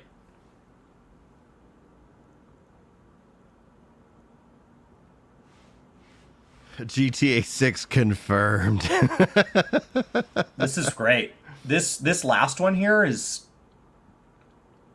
so that when you guys get to the point where you don't need something, it still gets used. So that keeps things from falling on the ground, right? If you just give people different qualities of tokens and then they can always downgrade, but they can't upgrade. That last one, making sure I understand that. So you have tiers of tokens that drop, and there's going to be 2 tokens inside of 1 chest. And then I'm going to take those tiers of tokens and trade them in at a rate that makes me acquire gear in 75% of the time it used to take. So it's way faster. And then as we get into the later weeks and as people are trying to gear alts or whatever, I can take higher tier tokens and down convert so that gear's not falling on the ground, which will really help if we end up with like an alt that maybe doesn't want a slot. I think last tier, off the top of my head, I think like legs were like unused. And so that lets me... So it says it's just 4 to the others. Can I down convert any of them? I would love to down convert all of them. I would love to be able to just slide everything down. And then maybe eventually, like, if you had multiple ones, you could slide up. I don't know. Something. Just so that things don't fall on the ground. So it just said 4, but, like, that's a big set of changes. All right. So they're going to take a break.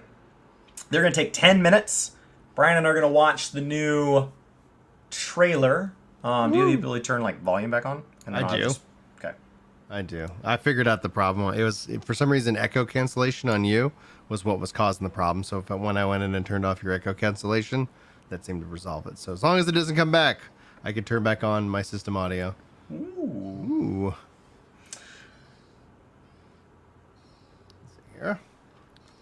Is that 2 hours? Break. Sounded like only the P12 token would downgrade. Isn't that the one that we run over and over, though? Like, when people run this stuff? So, it'll be really nice, like, if you're trying to feed it to an alt job that maybe you got the extreme weapon for, and you're like, I'm fine with the extreme weapon, but... Ooh, I can hear myself. Maybe that's where I turn on the echo cancellation. Can you hear yourself now? No. All right, 1 second. I can be quiet for the trailer. I'll put it to that, and let me go into my mixer board.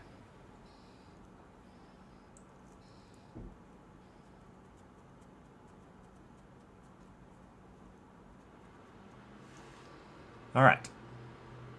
So they're gonna play some stuff for 10 minutes here, whatever this is. Who knows? Who knows what they're playing? These new trailers.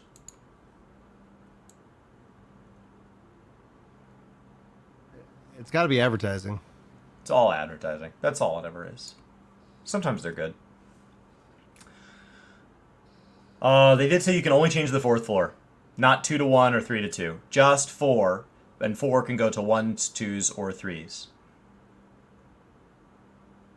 Alright. Still a big set of changes. I'm not trying to, like, immediately nitpick. Mm-hmm. So. It's good.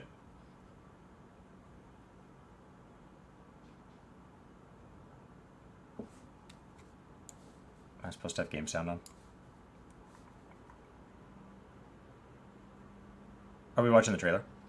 We are. I'm looking to see from a routing perspective how to best I can just do it the way we've done it in the past, where I just go look it up and I turn this off. We've only got 10 minutes. Let me see here. Go to chat. Actually, if I take this off of chat and say, all right, we're gonna go watch the America one. We don't want to watch that British one. That would be ridiculous. I don't know why it's not just English. Like, why do we get a British and an English version? Is there anything different? Are you hearing yourself now? No. Sweet. I'm not hearing the stream either. Am I supposed to hear the stream? No, not yet. I haven't. Oh, okay. Tossed that up. So that was just the thing I wanted to test, make sure you weren't hearing yourself. Let's see here. And interesting that its audio is different. It's literally the ESRB rating at the end. All right. You can't just have those side by side. Cool, cool, cool. All right, now, if I do that, that's the chat mic, so you won't hear system. That's fine. And if I go to present... I'm bummed those tickets got so heavily scalped. It means there might be empty seats there because they locked down the ability to transfer tickets. And some of those tickets were listed up at like 16 grand. And like scalpers have gotten to the point where my in-laws went to a hockey playoff game last night, and they said to get down in like near the front row, it was $1,000 a ticket. Mm-hmm. And then they showed me pictures from the game, and there were all these open seats. And it's like, so these scalpers have gotten to the point where like, you're not filling the arenas because they're dialing the prices up so high that they're literally not, like, it's not filling.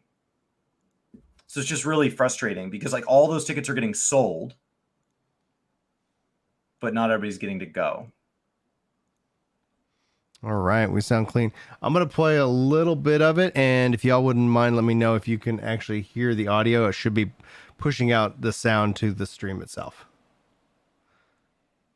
So you guys let me know. I don't think Chris will hear it from here. I would bid you join me.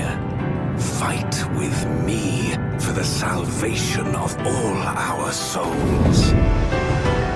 That music is so fire. Now feast upon this dragon and its ardent longing for home with it. Oh, I didn't realize we found her.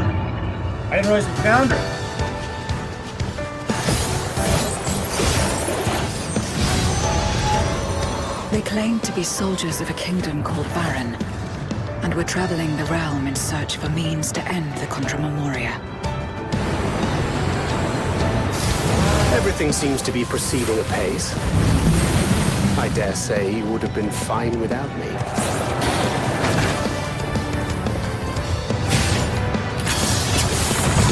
That could be Criterion. Containment seal. Or no, was 0. Then thou wouldst make use of... Is that the new chatter? So this is the promised land. The land of boundless ether. Island Sanctuary. Oriange, commence your invocations.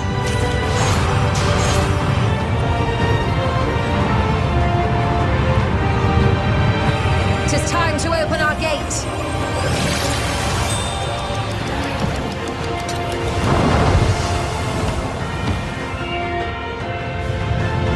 This is the moon of the 13th. Ah, yes.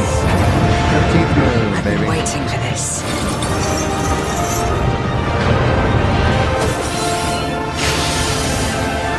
And one of them got what they deserved. Trusting fools. Like you would-be heroes. It always ends the same way. A knife in the back.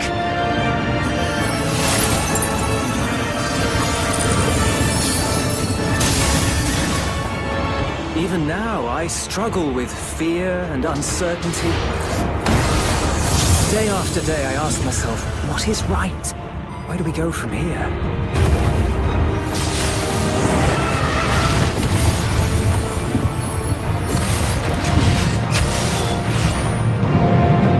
You will go no further.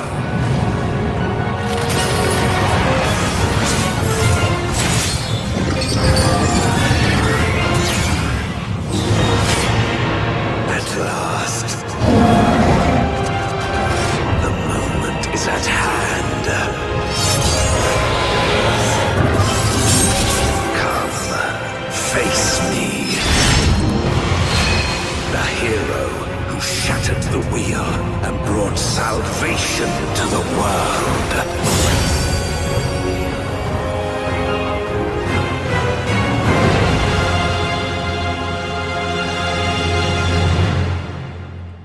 Boom, baby. I think we saw more mechanics of the extreme there, or of the trial there, than we did when he showed it.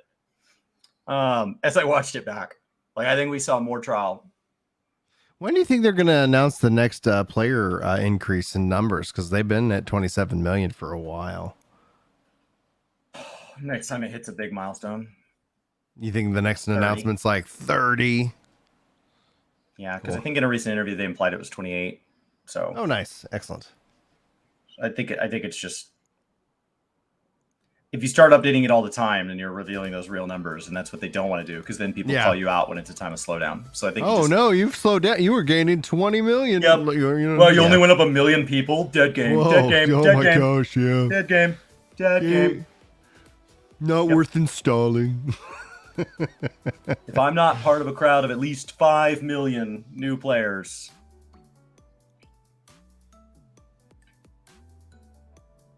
Let me turn up that music a little bit. Sweet. All right. Cool.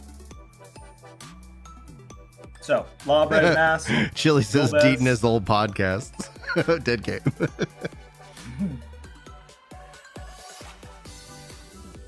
So you have to delete those one at a time. So you should probably start now if you want them all deleted by 7.0. This guy's done like 15,000 podcasts. In the ballpark of.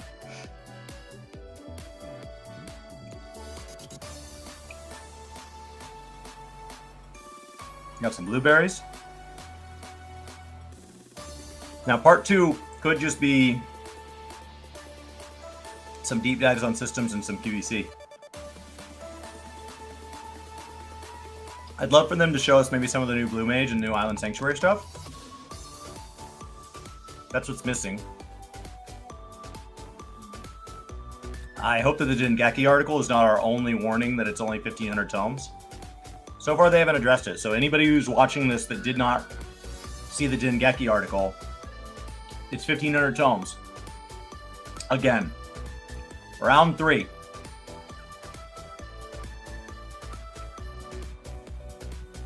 I think there's going to be a lot of people that are real upset.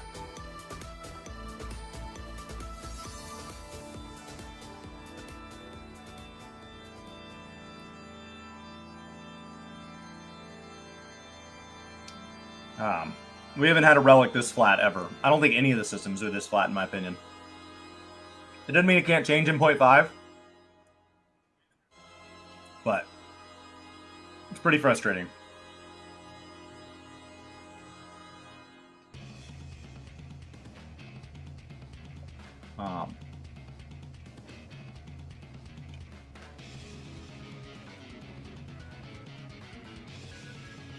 There we go.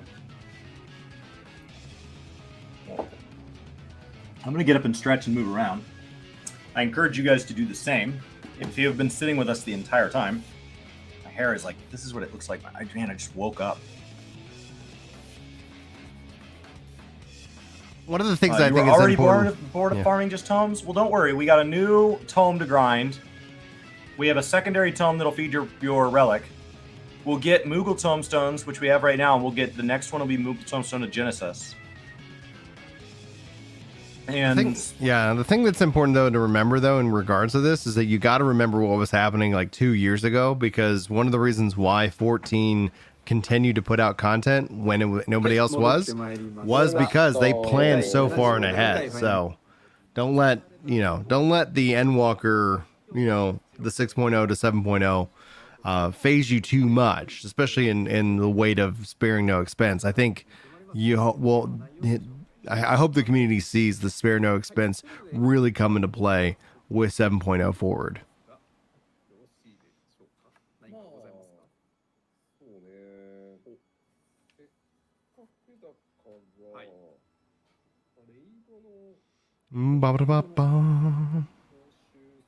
Oh. Let's see here. Oh, more pictures. And Lunar Systems, thanks for gifting out that sub, dude. Yeah.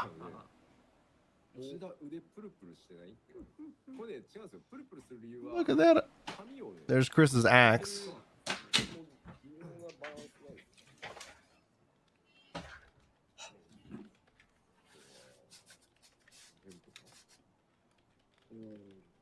What's he showing now? More gear? More gear. He just showed off like warrior. Oh my gosh. How do they have this much paper? This has got to be the raid gear because we had the fire from the last set. So this is now the raid gear. So the previous set, it was either tomes or dungeon or both. Cool. But look, they have like kind of the floating kind of ice crystals on some of this. I actually went and combed my hair. I didn't put it up well last night, so it's kind of a mess. More of that high quality premium paper. Chris, do you get the relic tomes from hunts as well? I believe so, right? Yeah. If you do your hunt train, you could hunt train your way all the way to cap on the cap tome and the non-cap tome. Go nuts. Yep. So that's a plan.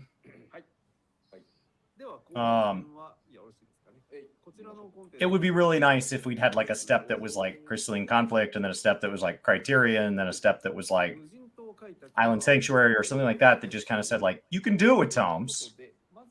There is an alternative method that will give you the same token. So you can trade in 500 tomes per token, or you can, All right.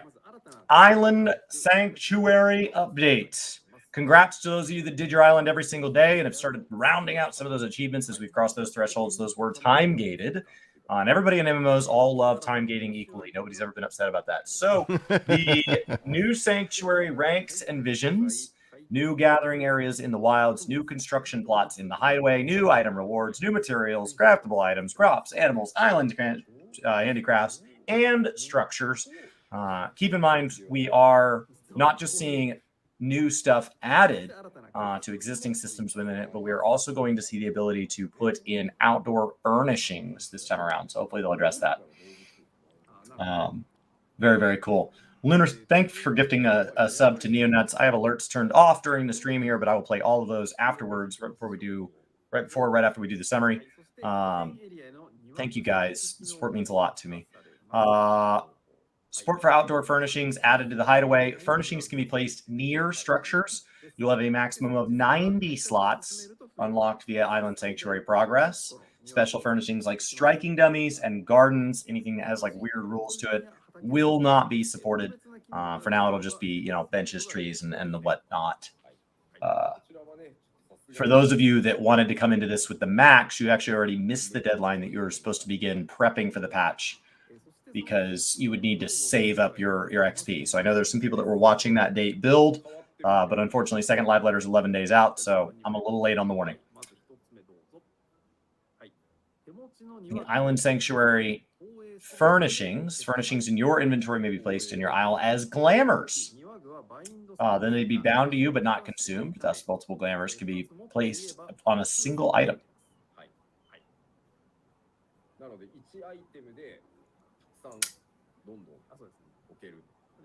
Okay. There we go. We'll see.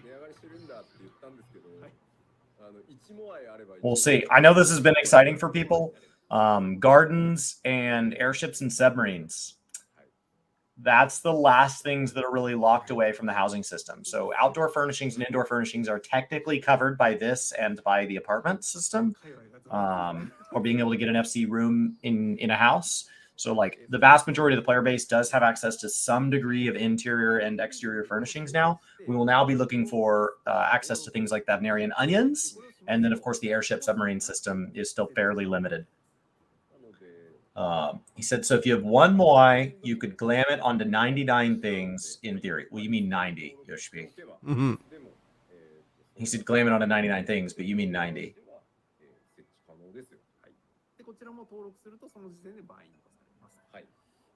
Island prisms may be used to register furnishings, right? Because that's what he's talking about.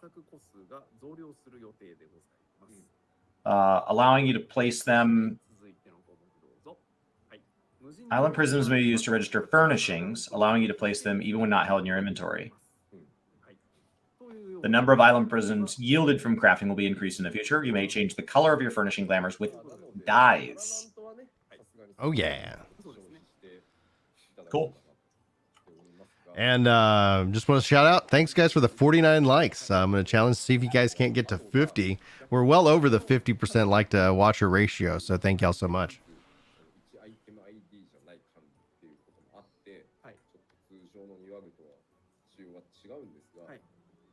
Here we go.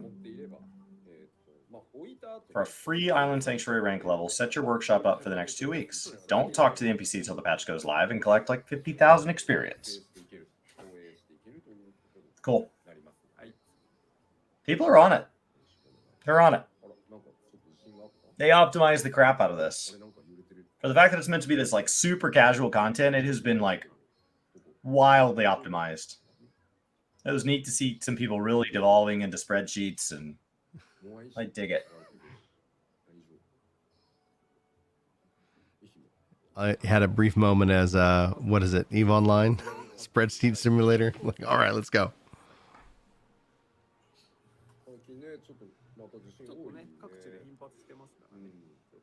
That's just 2 weeks of workshop experience because that's all you can set without talking to the mammoth again. Nice.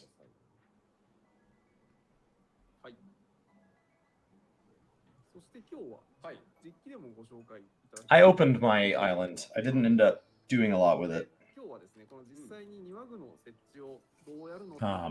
It's a system they plan to support in future expansions, so it's kind of cool.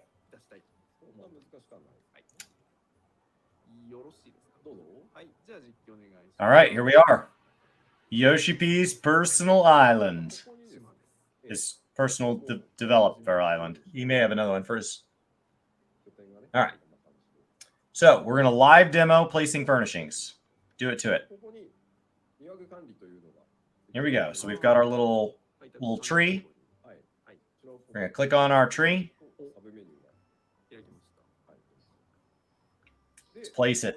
Put down that furniture, Yoshi P. You can do it. And boom, he's got a bunch of furniture on him. He's got the tent that's currently available in the Moogle Tombstone event. Some other little wall there. Little campfire.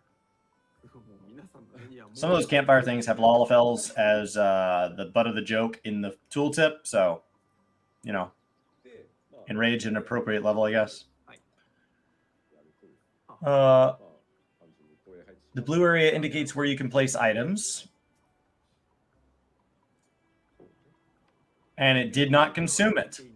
So now he can place it again and again and again. Not up to 99 times as he stated in the part that I read off the translation earlier, because we're capped at a total of 90 things. Currently, he has 75 unlocked. If you look on the left side of his screen there. So that's something that looks like it's going to be progressed.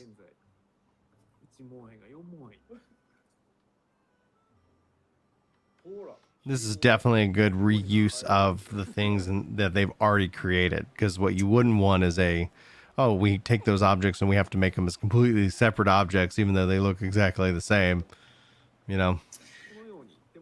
The disappointing thing about you being able to use it 90 times is there was a real chance this was going to drive up the desire for people to go out and collect and craft and build and supply all these outdoor items. But instead, if somebody wants a really beautiful tree, they're just going to need one. The advantage of that is for people that are used to like housing like I am. I own a bunch of different trees. And so my total housing inventory, if I want to take those trees down, gets kind of clogged. And if I could have one tree and just put it out 50 times, that'd be really nice. Because like for the Starlight trees, I really liked those and I bought them up. Thanks, guys, for the likes. Appreciate it. Why did we put a variety of items in your inventory if you're only placing the most? So now he's going to put down tents because chat's mocking him. Suddenly you'll feel like you're on an overseas vacation. You know, when you're pulling statues out of your pocket. That's my statue pocket.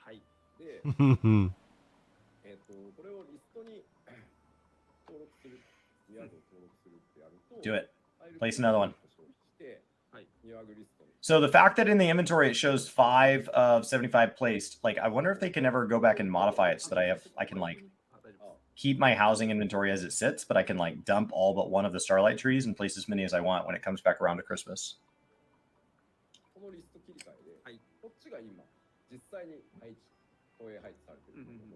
What was the thing out of 120? Okay, so now these are out of 120. I don't know what this is. Click it. I can't read it. Click it. Oh!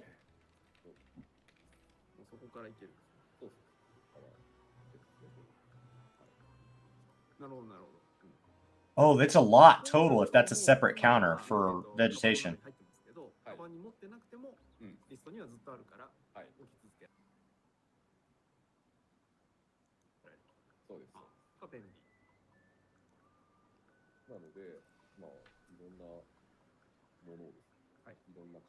That's a lot. It's got a cute little bench on it. So the right tab shows what you have placed. The left tab shows what you've added to your list of glams. So anything you've added to your list, you don't need to have in your inventory anymore. Oh, so you can have 120 in your glams and then 90 on display.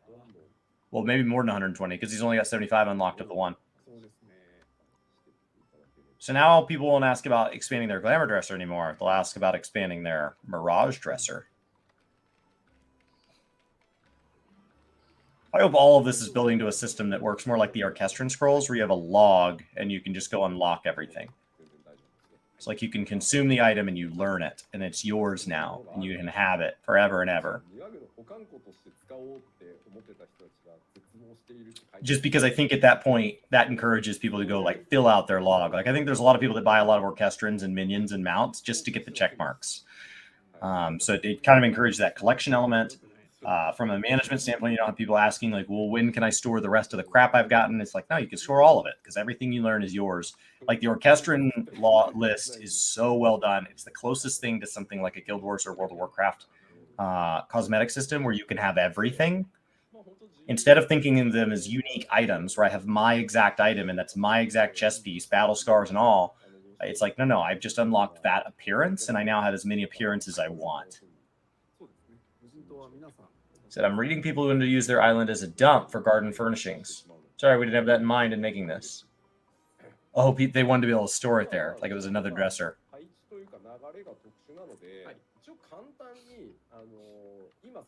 Cool. He may have a second or third island. They did say we'd be expanding. Not just in the future, but it seemed like this expansion we were expanding. We're also getting, I think, a third Criterion in the 0.5 patch. So it's been a lot for first expansion for the fact that it's going to move on. It's not. I don't think it's supposed to be like Chocobo Racing where it just kind of gets what it gets and then deals with it. They've prepared a video to show the entire process. Huh?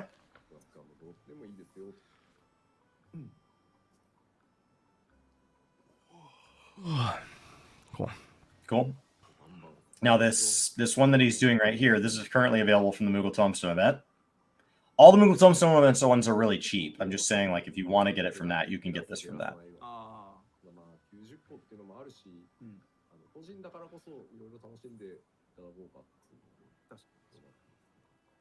Come on. Yep.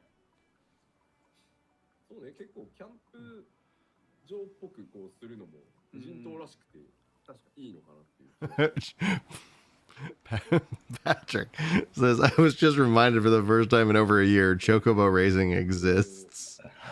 You can like queue up for it from anywhere now. From anywhere. And there's an achievement for participating in 3,000 races, which is a non-zero number of days of your life. Yeah.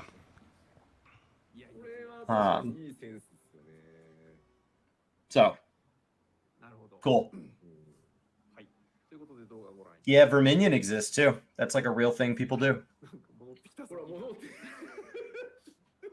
There's a lot of systems in this game people don't use. A lot of people don't use their squadrons.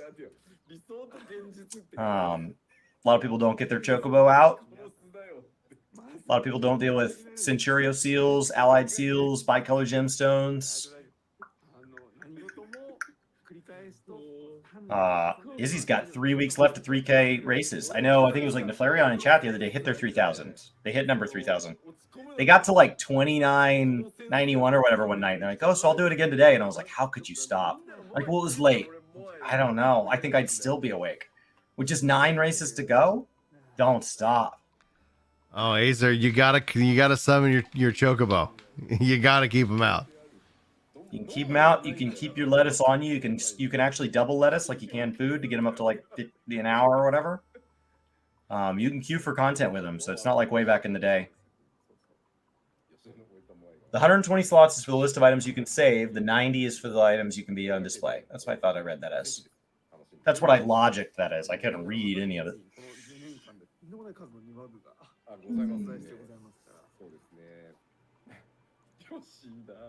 Cool.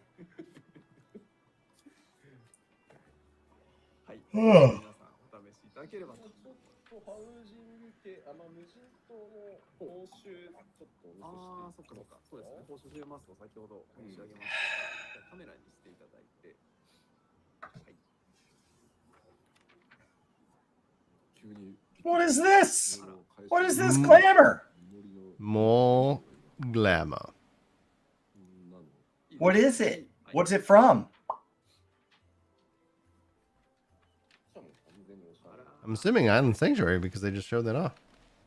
Oh, that definitely looks like Island Sanctuary. That guy's invited to the fancy restaurant on the beach, but by himself. You're seen by yourself? I mean, you're gonna be really lonely, aren't you?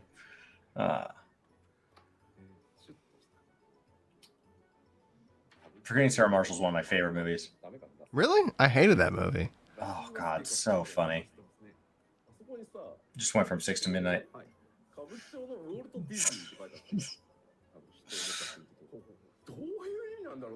It's good. I've watched it probably 100 times.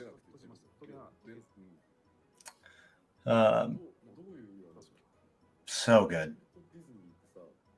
Lunar Systems, thanks for gifting a sub to Vrecken. So we wind this thing down. My speculation for today is that we'd get no big surprises, which I am wrong. We got big surprises around raid loot. Mm-hmm.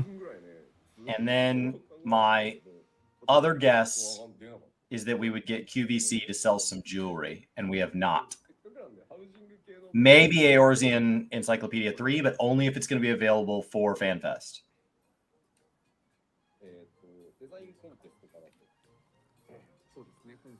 Okay, here comes housing items from the design contest. We get these like every patch. They're usually pretty easy to get, but they can be neat.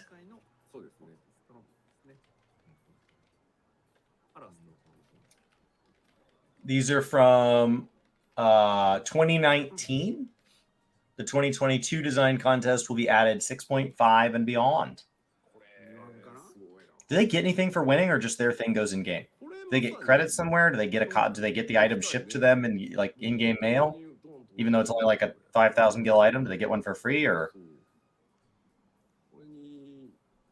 like for the fact that I hear 14 players say that like they don't need a PTR like WoW because the devs don't want them doing their job? We do design our own furniture.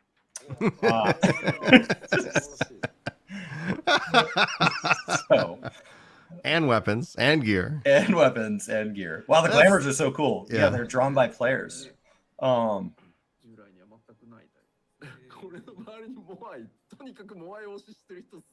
You get to pick a reward.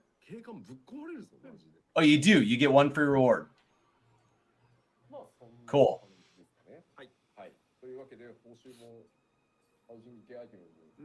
Apparently Chad's telling him that he needs to keep placing MOAs around all these items. Like he needs to put all these items down and then just surround it. And MOAs.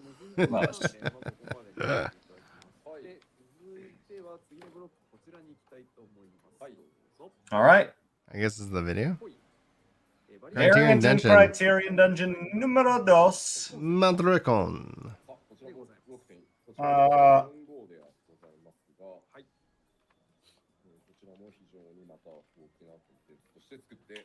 Come on.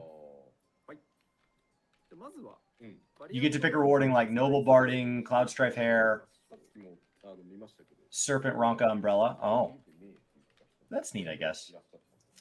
Variant Dungeons. For everybody that didn't do the first one, some of this is going to just be generalized overview. Level 90, casual play, from anywhere from 1 to 4 players. There are no role restrictions. You can change jobs inside. The enemy strength is adjusted to your party size. There is a progression of branches based on your actions. Last time there was an achievement for collecting all the possible routes. So you might get to the end of a section and go left or right, or you have to like determine if you want to turn on a valve to let the water flow through or leave the water off, things like that. And that determines your like ending. It's a choose your own adventure book from the set prefix number of endings.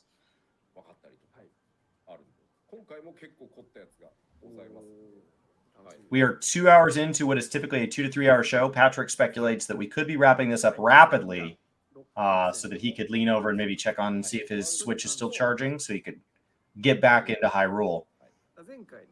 All right. You will be exploring the Rokkon alongside a certain someone based on previous cutscenes and thresholds. It probably is Gosetsu.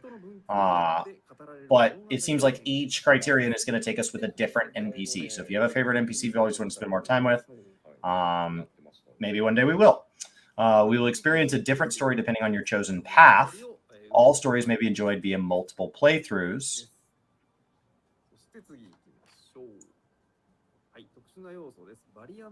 And the duty actions are designed to compensate for role imbalances. These duty actions kind of work like how in PvP everybody has a heal, or in Bosja's Adnor, like everybody can kind of bring their like little thing. So you can bring specified actions. You can access 2 at a time with the ability to change mid-duty if you want to. The actions have recast timers, but no other limits on usage. That way, if you need a heal because there is no healer, that can be handled. This is all at the normal difficulty. This is what's called variant. This is the story mode, and you can totally do these solo. There are 5 types of variant actions, and they are only you can only equip certain ones based on your role. Like you can't equip the heal on a healer. That's fine. You can't equip the raise on a healer. That's fine. But we've got these different ones. The tank has no need for Rampart, but it allows them to kind of make up for missing roles should you need it, just in case you're missing something, especially if you're missing a tank or a healer. But very cool. This is all how the existing system works. Nothing has changed here. We are expecting a 3rd variant Criterion system in 6.5, and then we're expecting this to be something they support in 7.0 and beyond. I'd love to see it tied to, in my opinion, odd-numbered patches so that it would counter-swing Savage and would be at the same time as Ultimate. So you'd have People of Savage, which appeals to a lot of people that like high-end content, and then on the odd-numbered patches, you'd have something for small groups and then diehard groups. That's where I'd like to see it. That also means that the reward structure could drop Savage gear without competing with Savage. Because it requires Savage gear, but then people want it to receive more Savage gear, and you don't want that to be something like part of the Savage progression or something where people are like, I don't know. I'm watching the World First Race on WoW a little bit, and I really don't like things like splits and like other requirements. I think that takes away from it. Let people do the content they like, and if they like multiple types of content, do it, but don't make it required to do all of it. Now, we move into Criterion. There's 2 difficulties of this. Criterion is the base one. It's level 90 content. It is always 4-person. It must be a standard set of 1 tank, 1 healer, 2 DPS. It is visually very similar to Variant Dungeons, but overall, the enemy strength is entirely different. It's 1 route, predetermined, and there's no NPC there to guide you because it's just 1.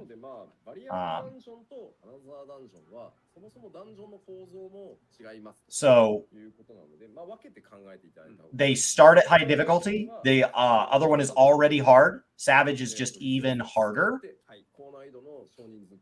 And then they're going to get into some, maybe he'll go over some of the restrictions here. So they just talked about like you can bring whatever role you want. That went away. You can res as many times as you want. Like this is all going to shift a little bit as we step our way up into Savage. In Criterion, if people die, everything stays dead. In Criterion Savage, if you die, it resets it. So it's closer to something like a deep dungeon. Normal methods of resurrection are prohibited, but each player will be granted a limited use of Variant Raise 2, and that will immediately be your variant action no matter what role you are in normal. In Savage, that's going to be further restricted. Parties of fewer than 4 players are supplemented via matchmaking because you have to be 4. So this is always 4 in Criterion and in Savage. So this is not a deep dungeon equivalent that you can solo it. The Savage is 4 people. The Savage person is only preformed parties. They will not auto match you with people. and there is no form of resurrecting at all. So not only has things gotten harder, but there's also restrictions on revives. And the whole floor resets if you die. Now, in addition to that, there is a timer. So this starts to get like Delibrum Savage, where it's just there to punish you. None of that was complained about last time. People really enjoyed both the Criterion, which was plenty challenging, and the Criterion Savage. The problem was that the reward structure really didn't step up for Savage. So for the fact that you added a time limit, you removed the ability to resurrect at all. If you die, you start over, but the timer's still ticking. Like it's, you know, and it requires a pre-made group and all that. Like it was a lot of work. So I didn't even try the Savage. I tried the base Criterion one. I didn't get my clear, and that was enough for me. But like I know people really enjoyed this. I think that's great. So they're going to go ahead and show off a demo of the Criterion dungeon here. I would imagine they're going to show us just base Criterion with him in God mode so that they don't reveal that it's probably Gosetsu.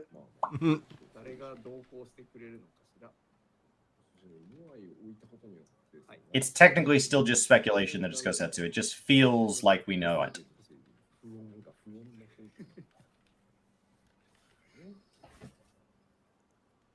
Making sure you can get into it safely. Come on. Come on.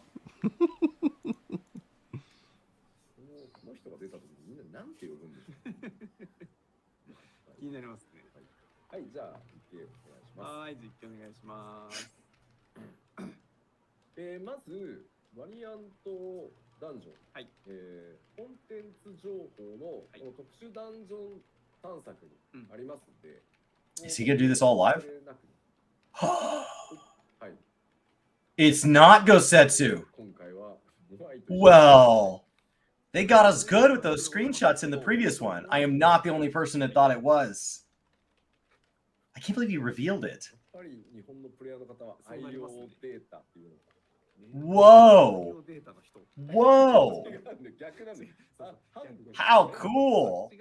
They baited us with those screenshots last time.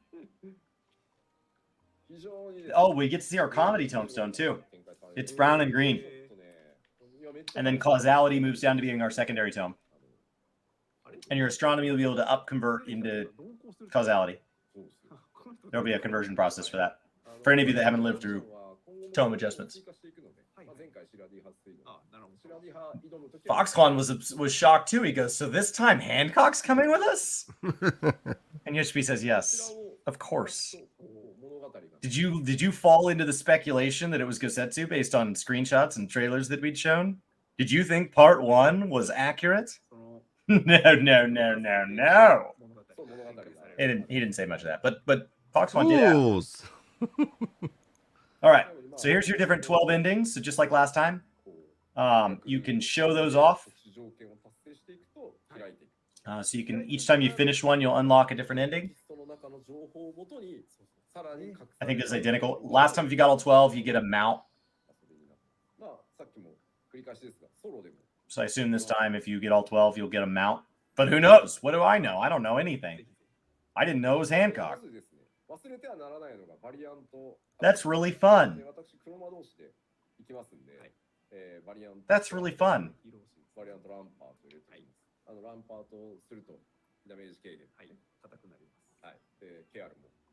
We knew for a fact it was Gosetsu. All right, so since he's going as Black Mage, he's going to take Cure and Rampart. And in he goes. That's so cool.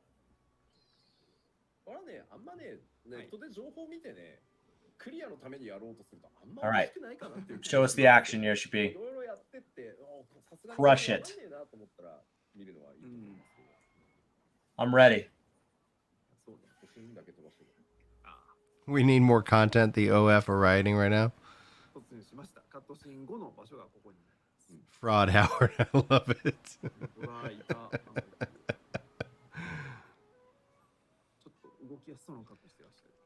Yeah, everybody's talking about like Starfield, and it's like Yeah, it's got to be 11 out of 10. And I was like, they better hire their mods because like people who go and mod the Bethesda games tend to make it like better and faster than what we see with when the games generally release. So they need to be firing out on all cylinders for Starfield.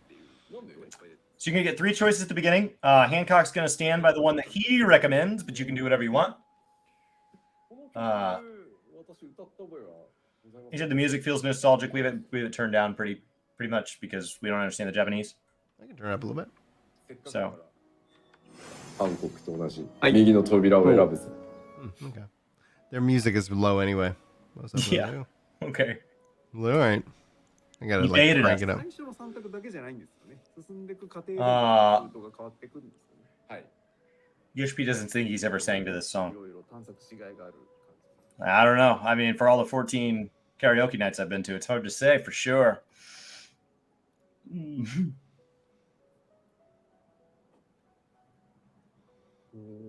またこれがロッコン線。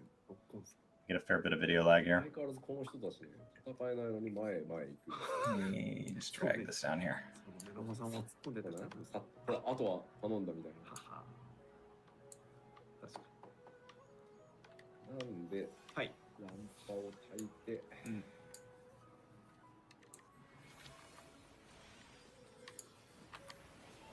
There we go. We're professionals over here at Twitch. ね、どういう風に展開されていくのか気になります。 Little Andon heads. 敵が散っちゃった。確か They look great. 散らした俺が。で、減ったら、はい。ケアスがいい。あ、そうですね。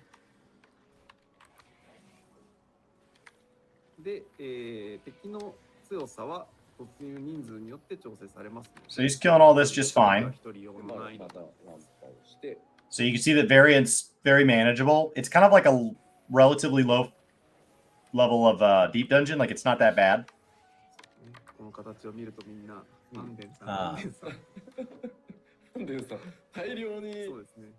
And then Hancock will run along and he'll shout out things to you, and there's kind of some talking, assuming it runs just like the last one.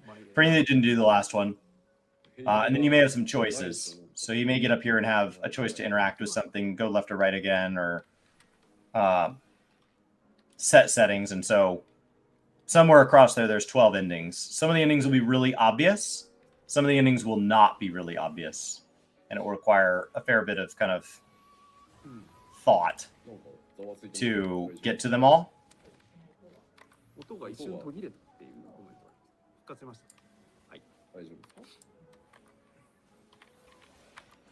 Like, are you talking about the sacred area of Aldin? Inferium? Gosetsu's probably the trust. Chili, he could be the trust. That could be what they baited us into seeing. But why would he come back into... I thought he was going to stay over in Othard. Is the Aether font in Othard? I could have swore they showed us Gosetsu in battle. There's so many 11 zones.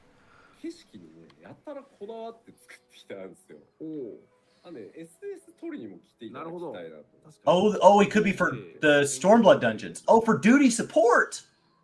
Oh, Gosetsu and duty support. Yeah.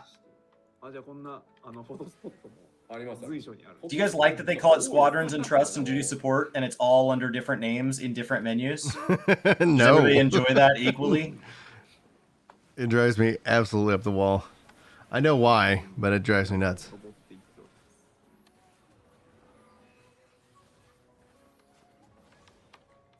Cool. You think you'll definitely be in Bardam's Metal? So when I went back and played Stormblood, there's some spots where they said, we gotta go left, you gotta go right in some of those dungeons. So if you go back and make them duty support, you have to rewrite some of the lore, some of the quest text, because they say, we're gonna go left, you go right. And you have to rewrite it to like, let's do it together. That way, if you run with a party, it makes sense. And if it... So.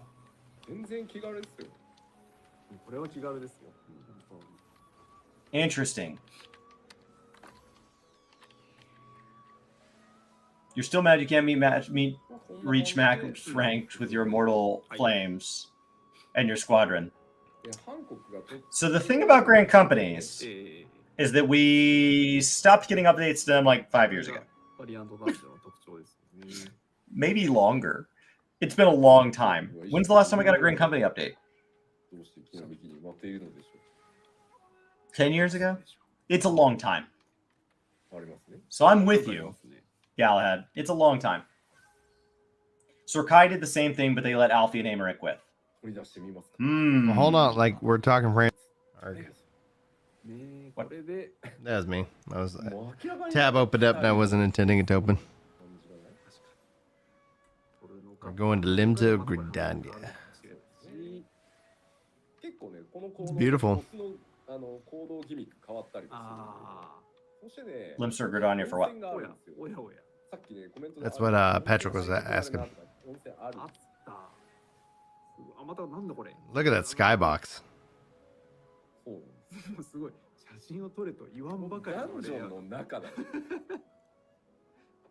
Alright. He follows up, says you're thinking of skipping. Asking us about Clay figure in the tree, and he's saying that he depends on whether or not we take it. Might change a route. Even a hot spring. He said it's like I'm being told to take screenshots here. What's interesting is that out of the first one, there was a lot of speculation out of like what caused a route change and what didn't. So there was a lot of like false flags in there. So if you want to go through and try to find all 12 routes on your own, it's really fun. And they're numbered. So if you get to where like you found 11 of them on your own and you're just not having fun anymore and you just want the last one, you can look that up. So like I really like that it's this like very exploratory type mode, as opposed to something like finding all the unique hunt mobs, you know, all the B ranks. You go do that and then you don't never know which ones you're missing. So I like when the achievement has like a list, and then even if it's question marks, that way it's like, okay, I tried and I got to 75%. And that's where the fun stopped for me. And Brian tried and got to 90%. That's where the fun stopped for him. And some of you made it the whole way, and that's where the fun, you know. But like for those of us that the fun stops early, you can go Google what you're missing, as opposed to if like it's all or nothing. You either have to follow a guide or not. And so if you try to do it without a guide and you have to follow the guide, you have to start at step one. It makes you never want to try on your own regardless. So like I like a lot of how the UI was handled here. Is it really encouraged me to like go in blind my first time and then, you know, give a couple more attempts at like, I think I had a chance to go left and I went right. So I'll go back and do it the other way. And then when I run out of ways that are obvious to me, I can determine kind of like a crossword. Do you want to look it up? Do you want to Google a clue? Like, or do you want to just push through it? And everybody can kind of adjust that kind of like difficulty of finding it all to their own method.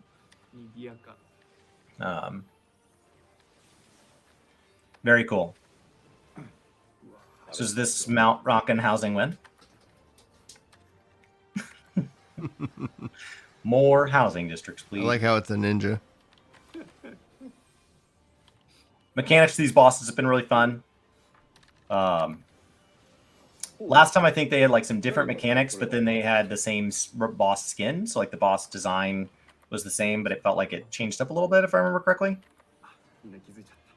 Oh, smacked. Smacked. 2 fun stacks. Healers adjust.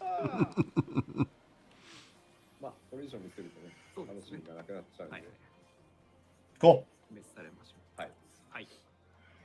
He said, I don't even want to show more than I already showed. Some speculate if you didn't get hit by those mechanics, you wouldn't take a bone stack. There is a little speculation.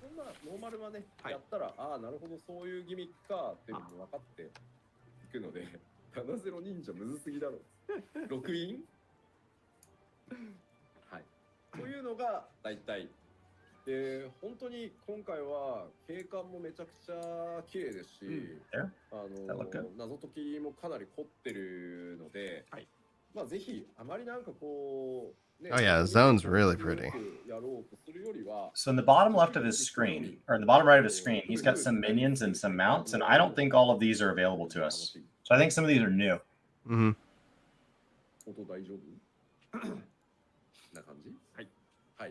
The middle boss is an awkward one to preview because you literally have to fight it every time. Maybe they felt that made it the least spoilery because your first clear, you're guaranteed to see it, as opposed to, you know. It's past 10 p.m. in Japan. You're pretty sure you're not keen enough. Oh, I think also playing while you're engaging with chat and trying to present and all these other things is way harder. It's very easy to point at somebody when you play like totally focused and go like, I can't believe they can't do that while, you know, while he's talking and having a conversation. And like, I think he plays on controller and like this may not be his setup. And yeah, I don't think he should be playing at his absolute best. He said, take your time, read the clues and hints about different routes. It'll be more fun than looking them up online. Here's some rewards for the dungeon. Rewards has been the one point of contention around this. Please be more than a chair. Please be more than a chair. Come on. More than a chair. ああ、そうですね。そういえば、今回見てなかった。ぜひぜひ。 This time it's 2 chairs. I didn't show any of the mounts yet, did I? あ、ぜひぜひお願いします。 Then he doesn't get a mount out. Come on, man. All right. はい。かわいい。 They look great. This is the new crafted gear. かっこいいですね。 So this is what everybody's going to look like on the 23rd. いいんですよ、今回。 Like a hoodie. ほーって。もうちょい上げていただいて。はいはい。ありがとう。 I like that lance. That's a nice lance. That's a good looking lance. ねえ。 Dancing. They all look so casual. They're all in like leather jackets and hoodies. Like a night out on the town. We're going to take a picture together. We're going to hang out by the river. Get some food. It's going to be great. Might be a little chilly. Put something on. But we're going to be like jogging and moving. So feel free to wear shorts. But you need a hoodie on because it's going to get a little breezy when we go fight ice bosses.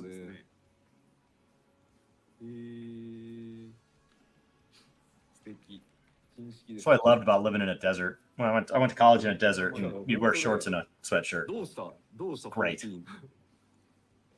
これでお前ら霊式行くんかっていうそうですね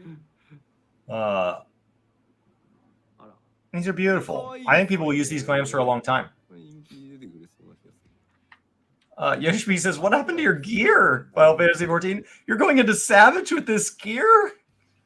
Yeah, people are going to be cute. Guys, this is what people are going to look like outside, unless they glam plate. Like, this is what people who don't care about glam are going to look like in their screenshots for their clear of at least P9. これが新式新式はい Cool. Cool, cool, cool, cool. I think people will be really happy with those. It's a nice change of pace, right? You don't just want more and more and more of the same style because we have Glamor for a reason. So ideally, you're satisfying as many styles as possible. So he said earlier, I don't think I've shown you any mounts. And then he pulled out the crafted gear. That's what he did with, are we going to rebuild Garlemald? He said, so a lot of people keep asking me if we're going to rebuild Garlemald. And then there's the crafted sets. Like, it's just, like, he just pivoted.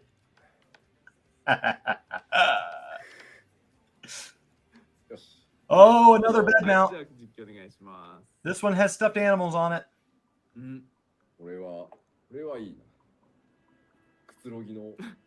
Okay. Another bed mount.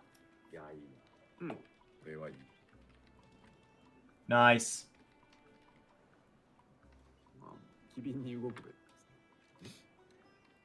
I couldn't tell what that was in the bottom right. Okay, and it looks like there's maybe a monkey mount. Have they said anything regarding the NA Dynamis server and how empty it is? I don't know, Gila. Somebody said earlier when they log on to Dynamis, they have queues. So I don't know if Dynamis is just centered on like one time a day. ごい踏ん張ってるんです Could be the specific server within the data be. center. Could be. 大体がさ、 I mean, for the purpose of PvP, people have been shifting. They've been visiting. They've been data center visiting. So that means that if you're not on one of the ones they're visiting, like people are consolidating. So if you're trying to do PvP, you need to go to Primal or Crystal, depending on the day. And that's where everybody meets. I get decent queues on Ether sometimes, but like if I shift to Primal, my queues are almost instant during the hours that I play. The hours and days that I play, everybody's on Primal. So I just moved to Primal. I'm on a legacy server. Like it's just, they're just using data center visit to consolidate. So that means that even if I would have been 5-minute queues before, now because of because everybody went to Primal, my queues got longer, but the Primal ones got even faster. So it's just a way of the communities doing that. You can't do that for ranked though. All right, we got this little tadpole guy. Oh, it's not a monkey. It's a tongue lantern. またまた入っちゃった。すごい。 All right. なんかすごい気合入ったマウントが出てきた。えらいこっちゃ。発想が面白いよね。 I mean, games constantly get asked why they don't just add more servers. This is why. 確かに恐ろしい。 Because when they do add more servers, then we complain that they're dead. You have it with faction issues on WoW. You have it with the new fresh start servers on New World. そうですね。 You have it with the new data centers here. People are like, I don't know why they don't just add more servers or why they just don't add an Australian data center. And then they do, and they're like, idiots, added new servers and added a new data center. Just fracturing the player base. It's like, you can't win. You can't win. You predict what way will be the least bad, and you move forward with it. A little Mangradora there. Whatever they're called. 新種が。 Those are the 4 that he has on that little hotbar, and then he's got one more, it looks like, to show us. Doesn't mean only those 5 in the patch. The kind of just give everybody a quick heads up. I'm about to have to go jump into my work day. Chris will be summarizing this up, and he will continue it over on Twitch. So if you're one of the 77 people here on the YouTube side, thanks for the 66 likes. But in the pinned comment in the description, if you guys want to go follow over on Twitch, that's where this will continue. I do apologize, but I do have a hard out here in about 1 minute. So I just wanted to kind of put that in everybody's ear, let that kind of trickle out across the stream delay. Look at this little robot. Bunny. Oh, man. And its ears turn into a propeller. What does that come from? That's my favorite of the ones they've shown by a substantial margin.